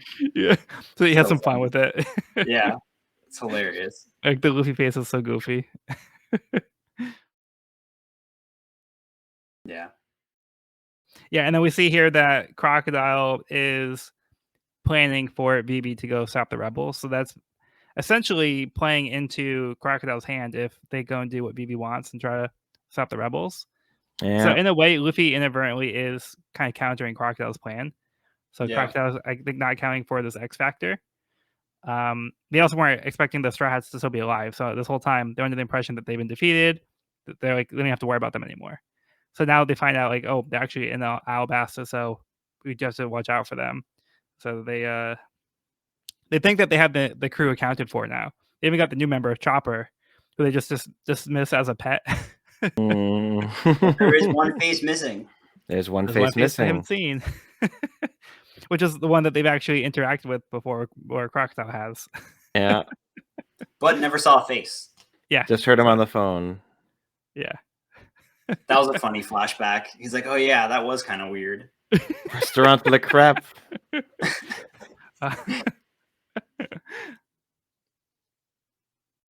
Yeah. Great finish to this volume. Excellent finish. Like, love Mr. Crocodile's whole vibe. And love Luffy's reaction and his energy coming out of this volume. Yeah, like towards the end, once they kind of like decide where to proceed from here. Yeah. Yeah, so Luffy's back on board. Now they want to go with his plan. So he is no longer bored. I just wanted to go back here real quick because it is also pretty brutal. We see Mr. Three's cloak now floating in the water. But I just noticed that he has threes on the cloak too. So it's actually a series of threes. The branding. It never stops. Yeah, so they kind of like in the stripes, so they turn to threes towards the middle. Well done. There's got to be some sort of like pirate seamstress out there who's making a killing on all these costumes. Someone's got the seam fruit. Seam fruits. Absolutely berries out the ass. The stitch fruit. All right, I'll stop. You might be onto something. You might be too close. I might be onto something. Yeah, so I think that about covers it for this volume. Yeah. So I think we're making some good progress into the land of Alabasta. We're seeing kind of the stage being set and the players that are going to be involved. We see the bad guys now getting into ready to set the plan to motion. So things are going to be escalating from here. So I think we have some good stuff coming up to look forward to. But do you guys have any final thoughts on the volume as a whole? Very good. Overall, it is a great shift in environment and a real intimidating villain after Wapple's wacky Wapple ventures. So it really ups the stakes again and presents us in a whole new conundrum for this crew. Yeah, I'm super amped. I've loved this whole arc, like the whole Baroque's work arc, and I'm excited for like a real boss battle. I feel like we've had a lot of like mini bosses, but yeah, they've also been mini battles. Like a lot of them are hardly even a fight at all. So I'm excited to see some like real boss battles to come, hopefully. Yep. Yeah, and keep in mind that Crocodile is a 7 warlord. one of the 7 warriors of the sea. This is a whole new echelon. Yes. The last one we saw was Mihawk. So put that into context. He is considered amongst Mihawk in that sense. Like, right. Yeah. Excited to say the least. Yeah, I think this is a great volume. There's a lot of fun stuff here. It's a great way to kick off Alabasta. Getting introduced to Ace as a character was fun. Crocodile, again, great villain, and I love seeing like those scheming elements. And we saw like how like cruel he can be, even to like his own teammates. Very mercenary in that way. It was fun seeing Mr. 2 interact with the crew and how that kind of played out, and how he ended up being part of Baroque Works, and I think there's a lot of like fun stuff being set up here. I think this is a great way to kind of start things off. Agreed. Definitely. All right, but that's going to do it for this episode of the We Are Reading One Piece podcast. You can find this episode wherever podcasts are found at wearereadingonepiece.buzzsprout.com or on our YouTube channel at We Are Reading One Piece. This is a spoiler-free channel up to where we have recorded the podcast, so if you are new to the series, you can visit the channel there. You can also find me and this podcast on my YouTube channel at Pirate King Codex for various One Piece content. Next week, we will be discussing Volume 19, Rebellion. I've been Joel, and I've been joined by Sean. Frickin' gators with frickin' bananas on their head. And Evan. It's Evan. Thanks for listening, guys. All right, thanks everybody. Be sure to bring on all of your hopes and dreams, and we'll see you on the next episode.